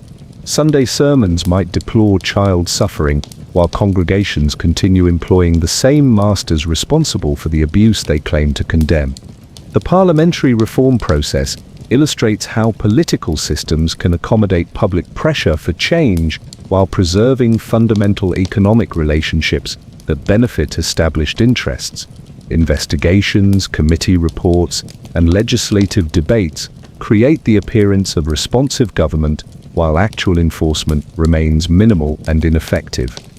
Educational institutions and moral reformers use chimney sweep conditions as examples of social problems requiring attention while failing to acknowledge their own complicity in systems that sustain child labor markets. Schools teach children about the importance of compassion, while graduates enter professions that depend on exploitative labor practices. The economic calculation underlying public inaction reveals how consumer choices reflect actual priorities despite expressed moral concerns. Families who claim to sympathize with chimney sweep suffering consistently choose masters based on price and service quality rather than labor practices, demonstrating that convenience trumps compassion in practical decision-making. Media coverage of chimney sweep abuse follows predictable patterns that generate emotional response without promoting effective action. Newspapers publish shocking stories about child deaths and systematic torture, while advertising sections continue promoting the services of the same masters responsible for documented abuse. The charitable response to chimney sweep suffering typically focuses on ameliorating symptoms rather than addressing underlying causes that generate the need for charity. Organizations provide minimal food, clothing, or medical care, while avoiding advocacy for legal reforms that might eliminate the conditions creating ongoing suffering. Different reform movements develop varying strategies for translating public sympathy into meaningful change. with limited success in overcoming economic interests and social inertia that sustain exploitative labor practices. Some focus on gradual legislative reform, others emphasize public education. Most struggle to maintain momentum against organized opposition. The international context reveals that British chimney sweep practices attract criticism from foreign observers who view the systematic abuse of children as evidence of moral failure in an otherwise progressive society. This external pressure provides additional motivation for reform efforts while highlighting the gap between national self-image and actual practices. Social rituals around chimney sweep encounters develop to manage the psychological discomfort created by witnessing obvious suffering while maintaining the economic relationships that sustain it. People learn to express appropriate sympathy, provide token assistance, and move on with their daily routines without further consideration of systemic problems. The legal framework surrounding chimney sweep abuse provides multiple opportunities for intervention that go largely unused because enforcement requires sustained commitment that conflicts with other social priorities. Laws exist but remain unenforced. Investigations occur but produce minimal consequences. Reform legislation passes but lacks implementation mechanisms. Professional associations and trade organizations defend chimney sweeping practices against reform efforts, while acknowledging the existence of abuse problems. They argue for self-regulation and voluntary improvements while resisting external oversight or mandatory standards that might reduce profitability or operational flexibility. The medical profession's response to chimney sweep health problems illustrates how expert knowledge can coexist with systematic inaction when professional interests align with exploitative practices. Doctors document occupational diseases and injuries while continuing to treat symptoms rather than advocating for prevention through workplace reform. Long-term social consequences of normalized abuse include decreased sensitivity to child suffering and increased tolerance for exploitative labor practices that extend beyond chimney sweeping into other industries. Public habituation to systematic cruelty creates social environments where abuse becomes invisible through familiarity. The role of technology in perpetuating abuse reveals how societies can maintain harmful practices by avoiding innovation that might eliminate the need for exploitative labor. Mechanical cleaning tools remain underdeveloped, partly because human workers provide cheaper alternatives that satisfy customer needs while generating profitable returns for service providers. Religious and moral justifications for inaction typically emphasize divine providence, character development through suffering, and natural social hierarchies that make intervention inappropriate or counterproductive. These theological frameworks provide intellectual cover for continued exploitation while maintaining believers' self-image as morally upright individuals. Your daily experience includes constant encounters with people who express sympathy for your obvious suffering while simultaneously perpetuating the economic systems that ensure your continued abuse. Their pity becomes another form of torture because it demonstrates that help is possible but will not be provided. The psychological impact of experiencing society's simultaneous awareness and inaction creates deep cynicism about human nature and social institutions that affects survivors throughout their adult lives. Former chimney sweeps often struggle with trust, hope, and faith in collective action because their childhood experience taught them that widespread concern means nothing without commitment to meaningful change. But public pity without intervention represents just one aspect of the systematic commodification that defines existence as a chimney sweep. Because while society is busy feeling sorry for you, your master is implementing creative rental arrangements that maximize the profit potential of your suffering while further reducing your status to that of a piece of equipment that can be loaned out for additional revenue generation. Part 17. You were rented like a tool. Your master discovers that owning you isn't quite profitable enough, so he starts loaning you out to other sweeps who need extra hands for big jobs. Congratulations, you've achieved the ultimate degradation, being treated worse than a hammer. At least hammers get proper storage and maintenance between uses. The rental market for child workers transforms human beings into commodity equipment that can be exchanged, borrowed, and returned based entirely on economic calculations rather than any consideration of welfare, safety, or basic dignity. The economic logic driving child rental arrangements reflects optimization strategies that maximize revenue extraction from human property while minimizing maintenance costs and operational overhead. Masters who own more apprentices than their regular business requires can generate additional income by supplying temporary workers to competitors facing labor shortages or unusually demanding projects. Your rental value depends on factors including size, skill level, climbing ability, and perceived durability under harsh working conditions. Masters assess these characteristics regularly and adjust rental rates accordingly, treating human evaluation like livestock appraisal, with pricing based on expected productivity and resistance to injury. The contractual arrangements for child rental typically involve informal agreements between masters that specify duration, compensation, and responsibility for injuries or deaths occurring during borrowed labor periods. These arrangements prioritize economic efficiency while providing minimal protection for rented workers who have no voice in negotiations affecting their working conditions. Different types of rental assignments create varying hazard levels depending on the borrowing master's business practices, customer requirements, and attitude toward worker welfare. Some masters who rent children maintain similar standards to their regular operations. Others view borrowed workers as disposable resources requiring no long-term consideration.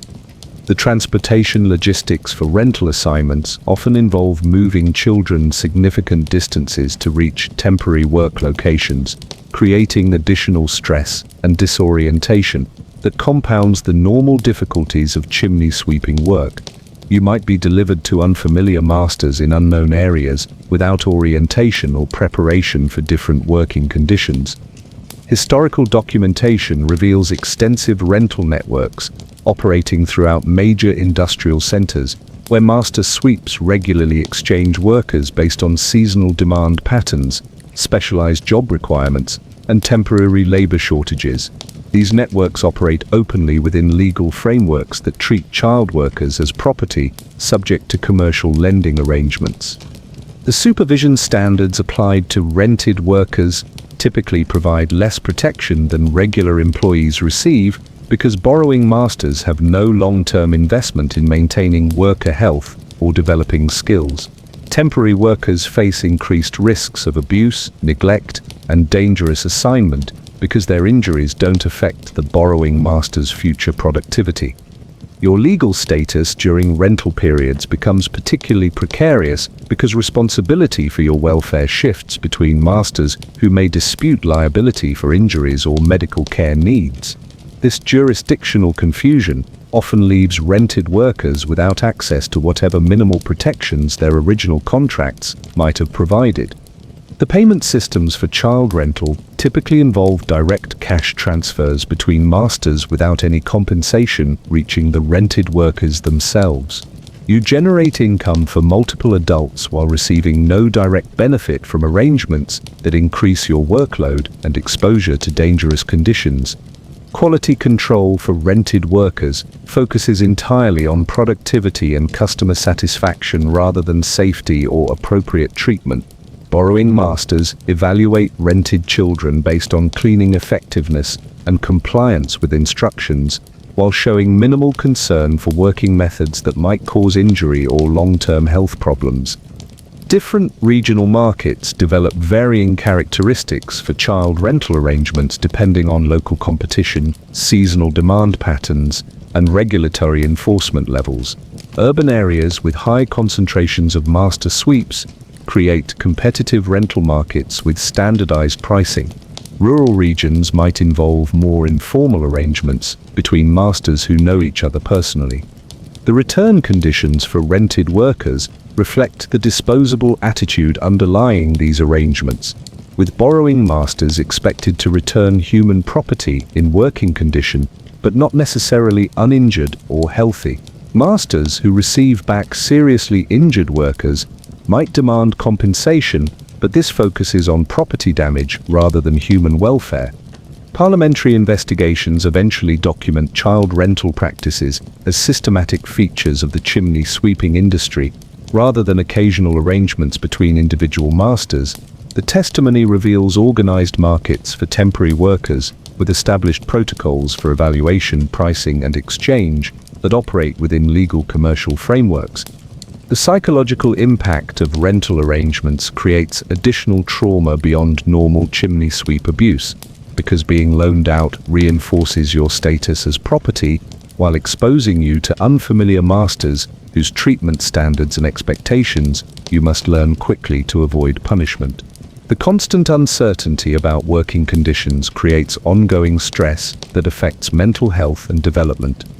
Medical care for rented workers typically receives minimal attention because neither owning nor borrowing masters want to assume responsibility for health problems that might prove expensive.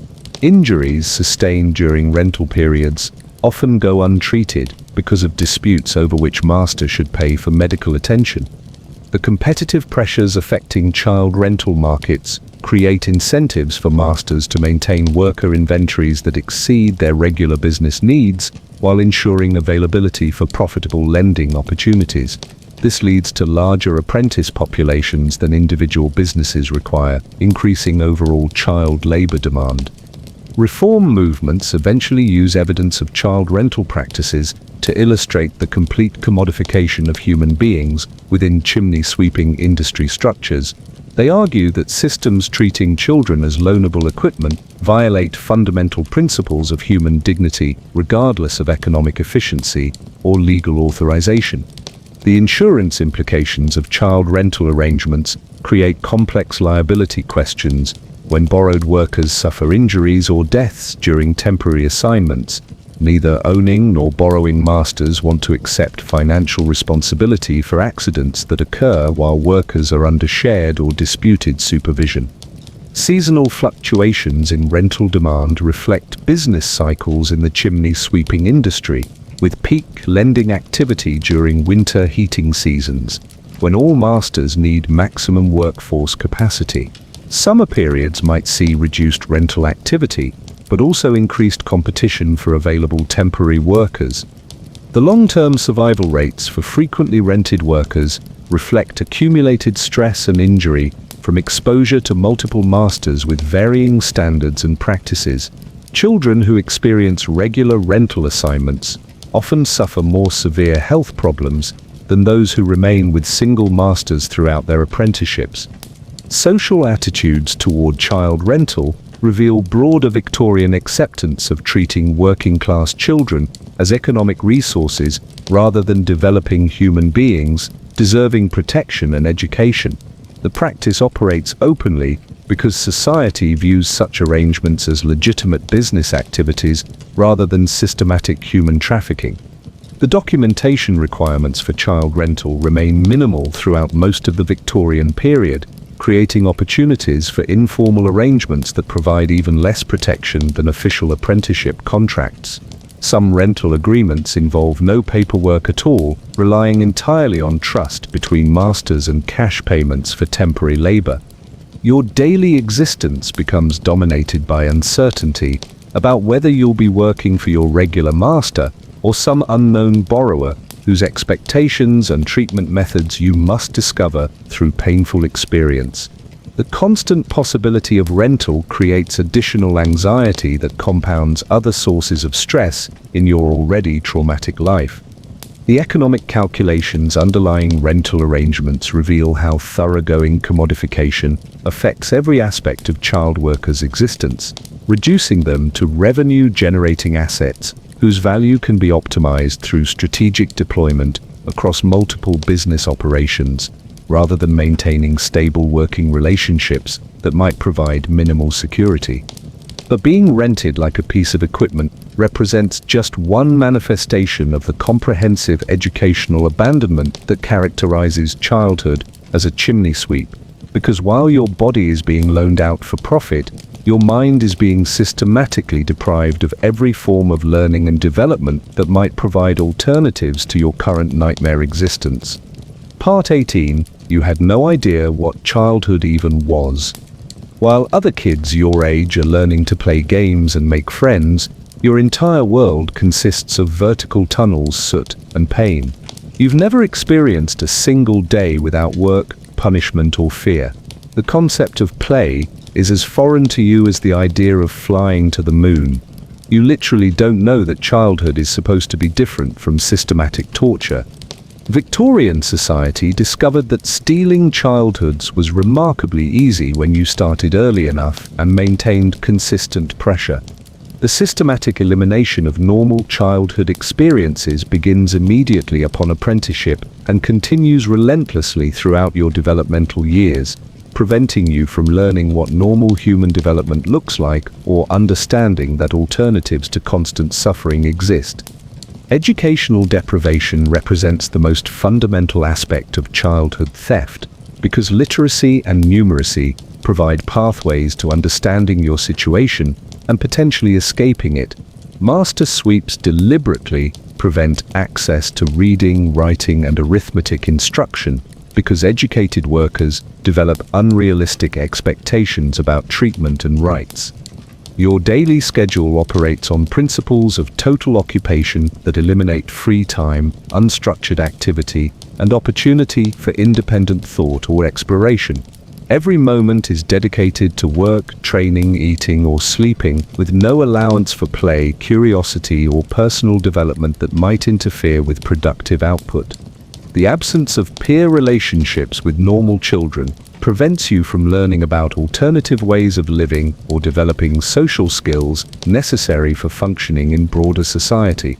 Your only companions are other chimney sweeps who share your circumstances, creating isolated communities where abuse and deprivation seem natural rather than abnormal.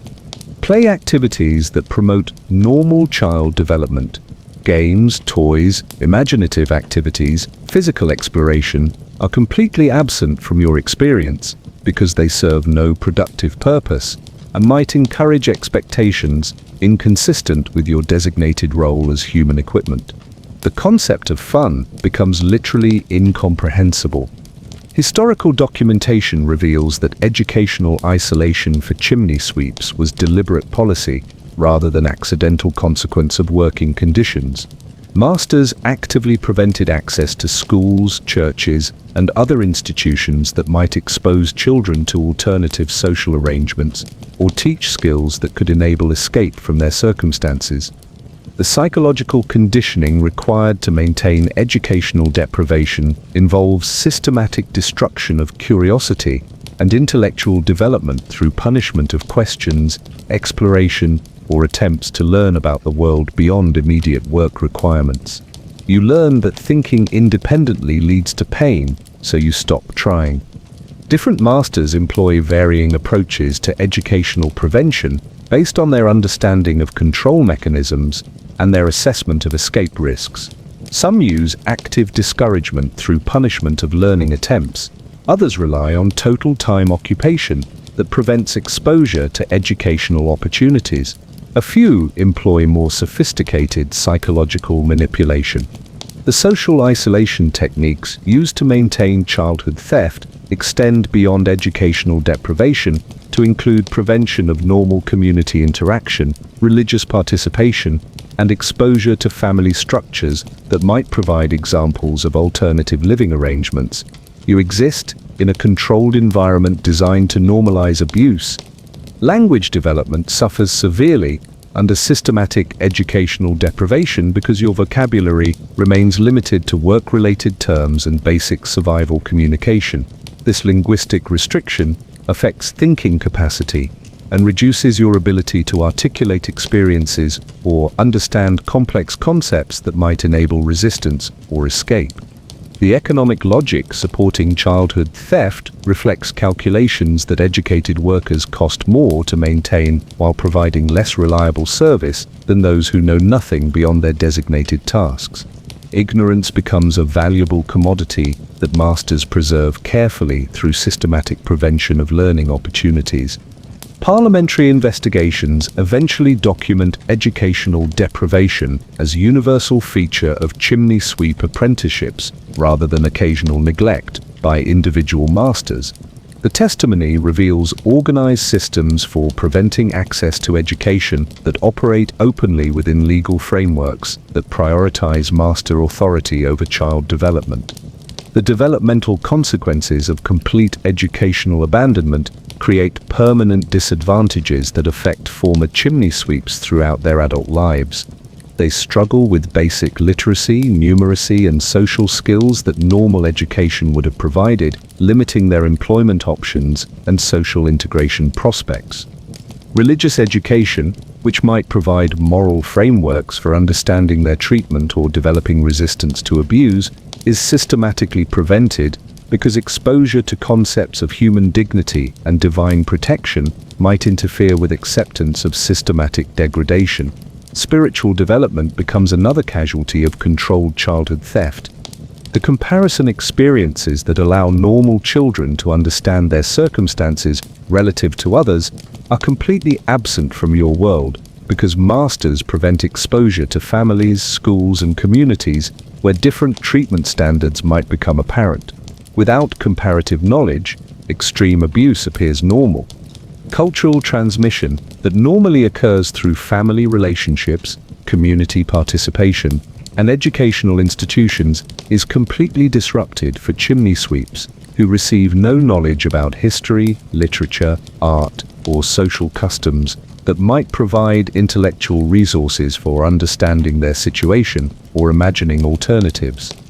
The creative development that emerges naturally in normal childhood through play, exploration, and imaginative activity is systematically suppressed because creativity might lead to problem-solving abilities or independent thinking that could threaten master control.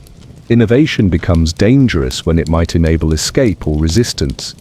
Moral development that typically occurs through exposure to ethical teaching, family guidance, and community standards is completely absent because masters have no interest in developing workers who might question their treatment or demand better conditions. Conscience becomes a liability that must be prevented from developing. The physical development that normal childhood provides through varied activities, proper nutrition, and medical care is replaced with specialized conditioning designed to optimize work performance while ignoring overall health, strength, or long-term physical capacity. Your body develops specifically for chimney work rather than general human flourishing. Emotional development suffers complete disruption because normal childhood relationships with parents, siblings, friends, teachers are systematically prevented or destroyed. You learn to function without trust, affection, or emotional security because these normal human experiences might interfere with your designated role as disposable equipment.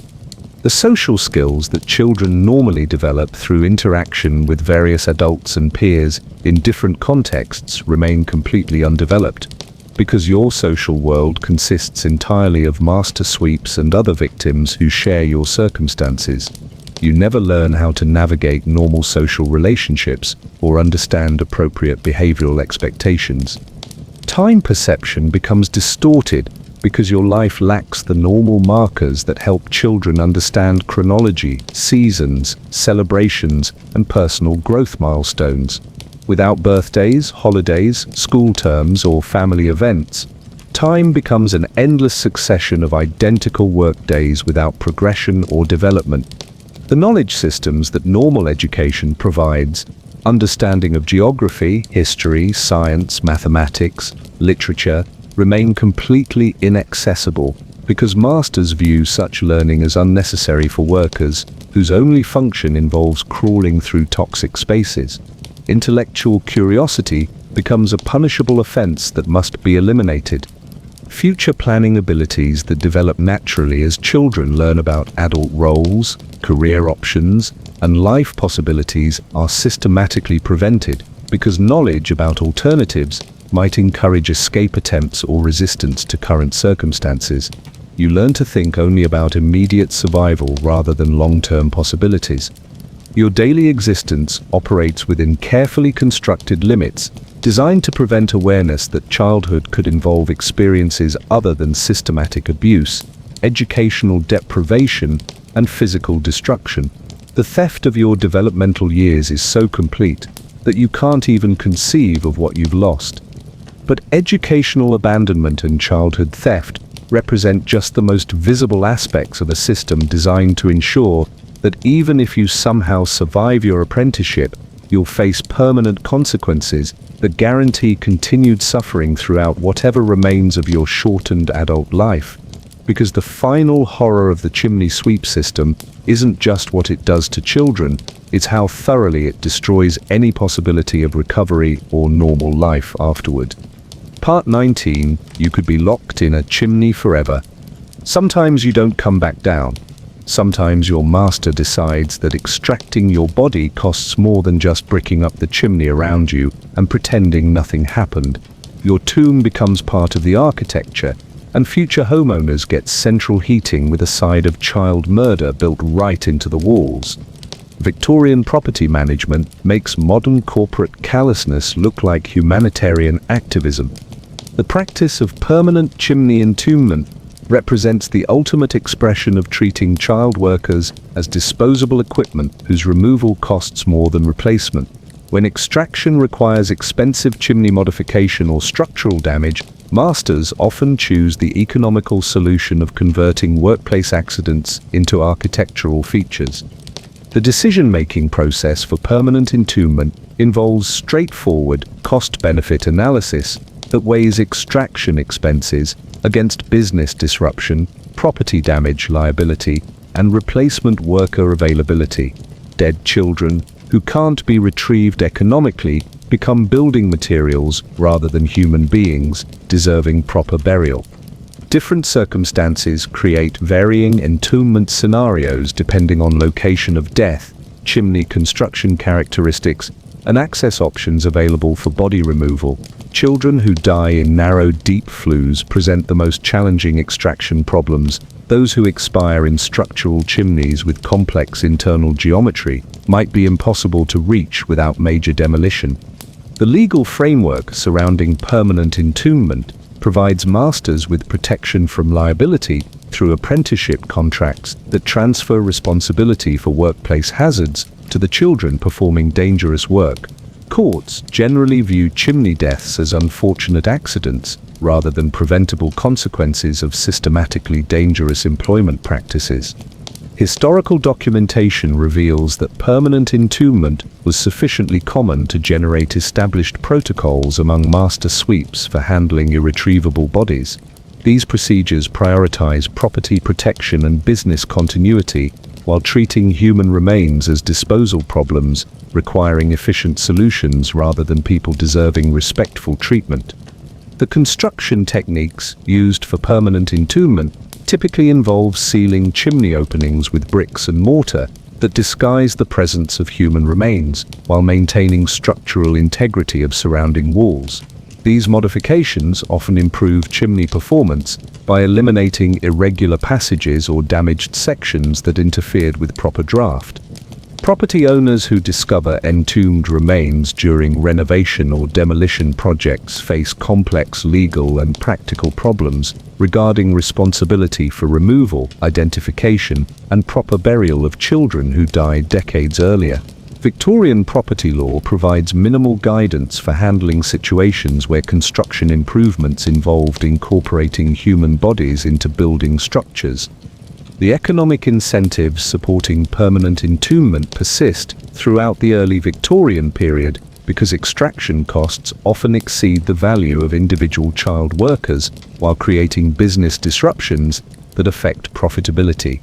Masters calculate that buying replacement apprentices costs less than major construction projects required for body removal. Different regional building practices create varying entombment risks depending on local construction methods, chimney design standards, and architectural traditions. Areas with narrow, complex chimney systems present higher entombment probabilities than regions with simpler flue designs that allow easier access for rescue or body removal. The psychological impact on surviving workers who witness permanent entombment of colleagues creates lasting trauma that affects their behavior and mental health throughout their remaining time in the trade. Knowledge that death might result in permanent architectural incorporation rather than proper burial adds another layer of terror to already frightening working conditions. Medical examination of entombed remains occasionally discovered during building renovation reveals evidence of the circumstances leading to death, including signs of struggle, suffocation, or injury that provide insights into final moments of children who disappeared into chimney systems and never emerged. Parliamentary investigations eventually document permanent entombment as occasional but systematic practice within the chimney sweeping industry rather than isolated incidents by particularly callous masters. The testimony reveals that sealing dead workers into building structures represents accepted business practice when extraction proves economically unfeasible. The social acceptance of permanent entombment reflects broader Victorian attitudes about working-class children as expendable resources whose lives matter less than property values and construction costs. Communities that become aware of entombment practices often express mild disapproval, but rarely demand intervention or accountability from responsible masters. Religious implications of permanent entombment create theological problems for Victorian Christians who believe in proper burial and resurrection of the dead.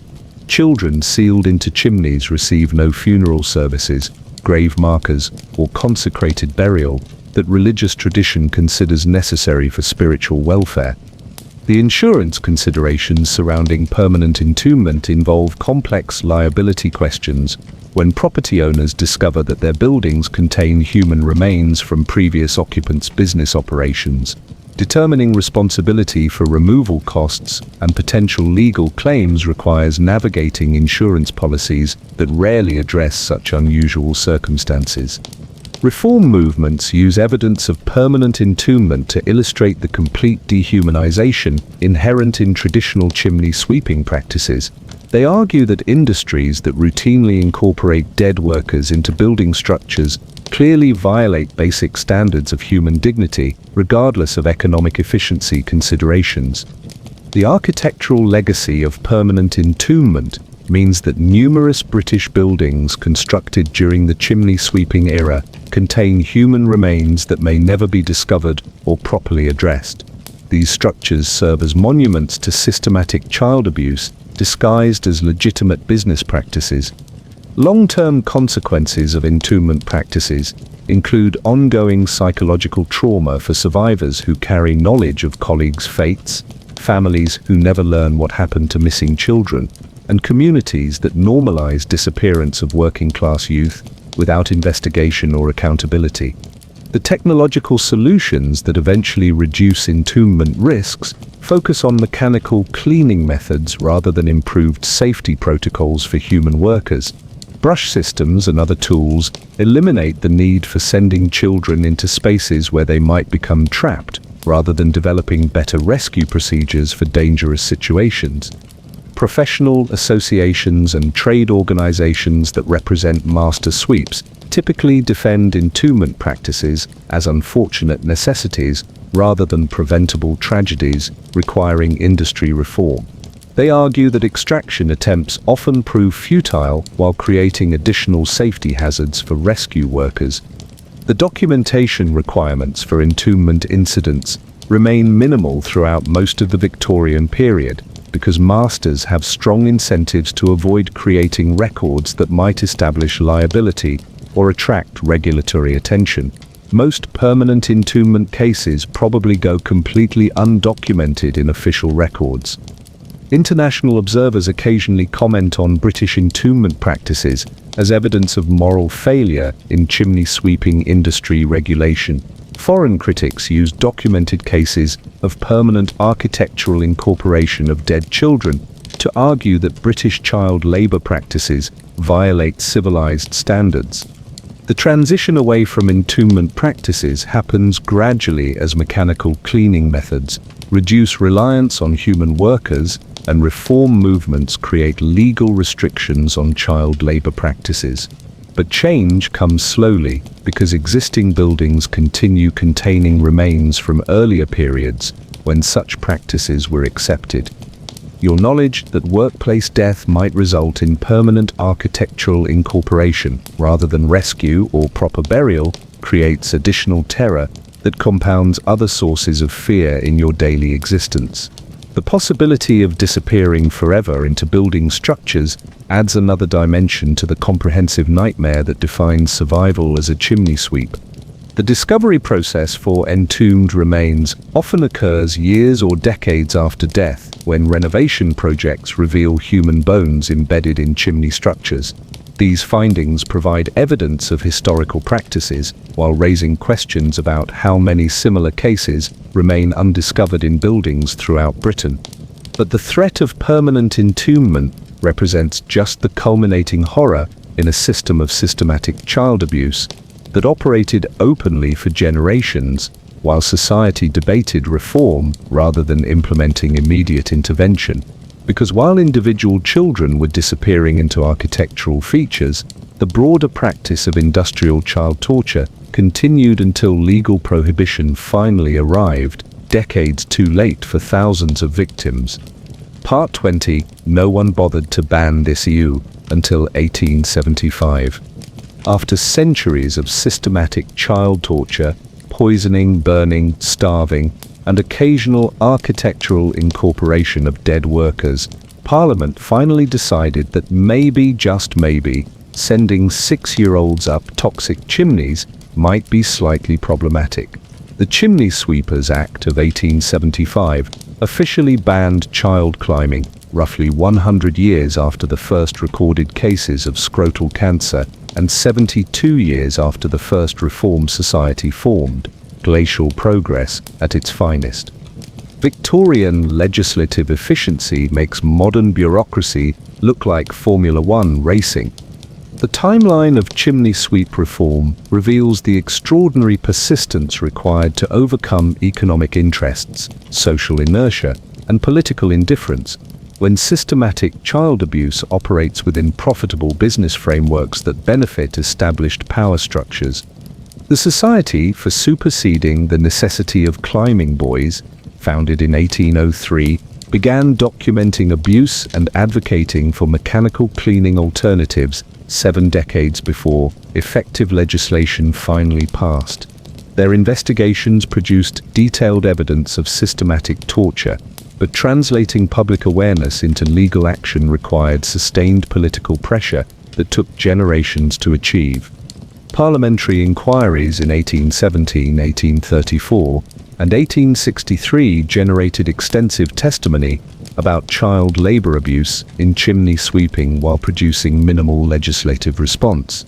These investigations revealed systematic knowledge of dangerous working conditions among political leaders who nonetheless failed to implement meaningful restrictions for decades after documentation was complete. The Chimney Sweepers Act of 1834 represented the first serious attempt at legal reform, but its provisions proved largely ineffective because enforcement mechanisms were inadequate and economic incentives continued favoring child labor over mechanical alternatives. The law prohibited employing children under 10 and required licensing for master sweeps, but most provisions went unenforced. Regional resistance to reform legislation reflected varying local economic interests and cultural attitudes toward child labor. Industrial areas dependent on intensive heating systems often opposed restrictions that might increase maintenance costs or reduce service availability. Rural regions with different heating needs sometimes supported reform efforts more readily. The mechanical technology that eventually made child labor unnecessary developed slowly throughout the early Victorian period, with inventors gradually improving brush systems, rod assemblies, and cleaning tools that could accomplish tasks previously requiring human workers. However, economic incentives delayed adoption until legal requirements forced technological transition. International pressure contributed to eventual reform success, as foreign observers increasingly criticized British child labor practices as evidence of moral failure in an otherwise progressive society. These external criticisms created diplomatic embarrassment that added political motivation for legislative action beyond domestic humanitarian concerns. The enforcement challenges facing reform legislation reveal how established industries resist regulatory change through non-compliance, legal challenges, and alternative arrangements that preserve profitable practices while appearing to follow new laws. Many master sweeps continued employing child workers long after official prohibition. Different reform strategies pursued by advocacy organizations reflected varying approaches to social change, with some groups focusing on gradual legislative improvement, while others emphasized direct intervention, public education, or economic pressure on masters who employed child workers. These diverse tactics eventually created sufficient pressure for meaningful legal action. The economic transition accompanying legal reform required developing alternative business models that relied on mechanical tools and adult workers rather than child labor. This transition created temporary disruptions in chimney cleaning services, while the industry adapted to new operational requirements and cost structures. Medical evidence accumulated throughout the reform period provided increasingly sophisticated documentation of occupational health hazards associated with child chimney sweeping. This scientific testimony gradually strengthened reform arguments by demonstrating clear causal connections between working conditions and systematic health damage. The social attitudes that sustained child labor throughout the early Victorian period gradually shifted as educational opportunities expanded, economic conditions improved, and cultural values evolved toward greater emphasis on childhood protection and development. These broader social changes created favorable conditions for legislative reform. Religious organizations played complex roles in reform efforts, with some denominations providing strong advocacy for child protection, while others emphasized traditional authority structures that supported master-apprentice relationships regardless of abuse levels. Theological debates about child welfare contributed to eventual reform success. The legal framework that finally emerged in 1875 included comprehensive prohibitions on employing children under 16 in chimney sweeping, mandatory use of mechanical cleaning tools, and enforcement mechanisms designed to prevent the evasion that had undermined earlier legislation. These provisions represented substantial improvement over previous ineffective laws. Trade associations and master sweep organizations generally opposed reform legislation throughout the campaign period, arguing that mechanical cleaning was inferior to human workers and that child employment provided valuable training opportunities. Their resistance required reformers to overcome organized opposition with significant economic resources. The implementation process for effective reform legislation involved training enforcement officials, educating the public about new requirements, and developing compliance monitoring systems that could detect and punish violations effectively. These administrative challenges required sustained commitment beyond simple legislative passage. International comparisons reveal that British reform efforts lagged behind some European countries that implemented child labor restrictions earlier, while surpassing others that maintained exploitative practices longer. These comparative perspectives provide context for evaluating the pace and effectiveness of British legislative action.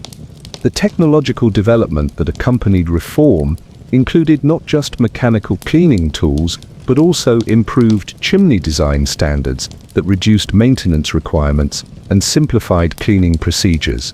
These architectural improvements complemented legal restrictions by making child labor less necessary for effective maintenance.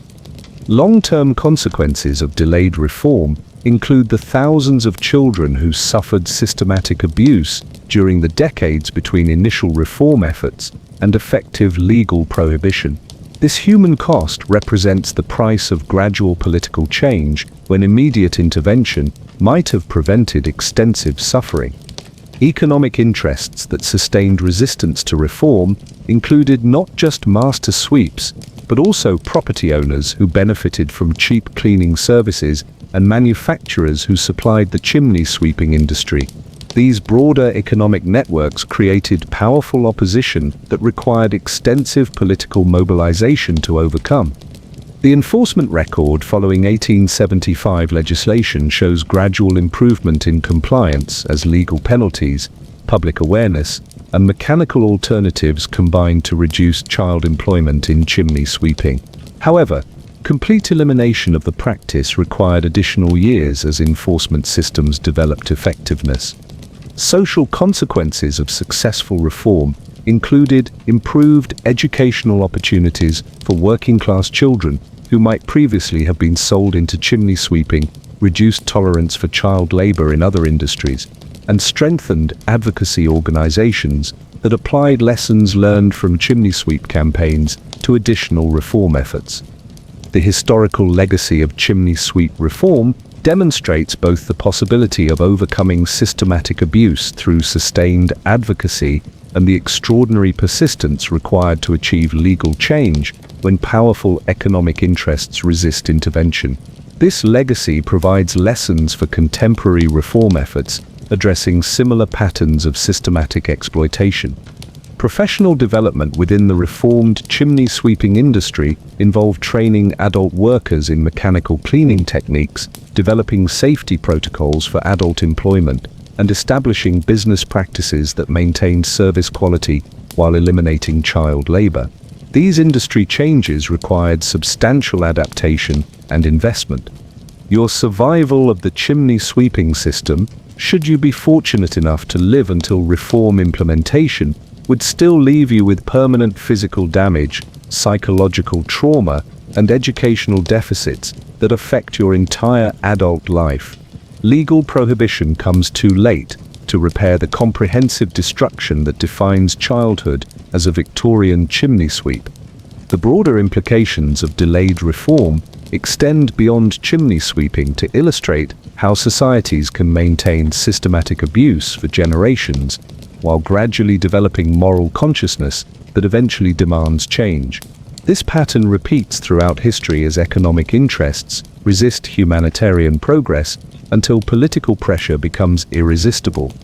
But even successful legal reform represents only partial victory for the thousands of children who suffered systematic torture during the decades when society knew about the abuse, but chose gradual political process over immediate intervention.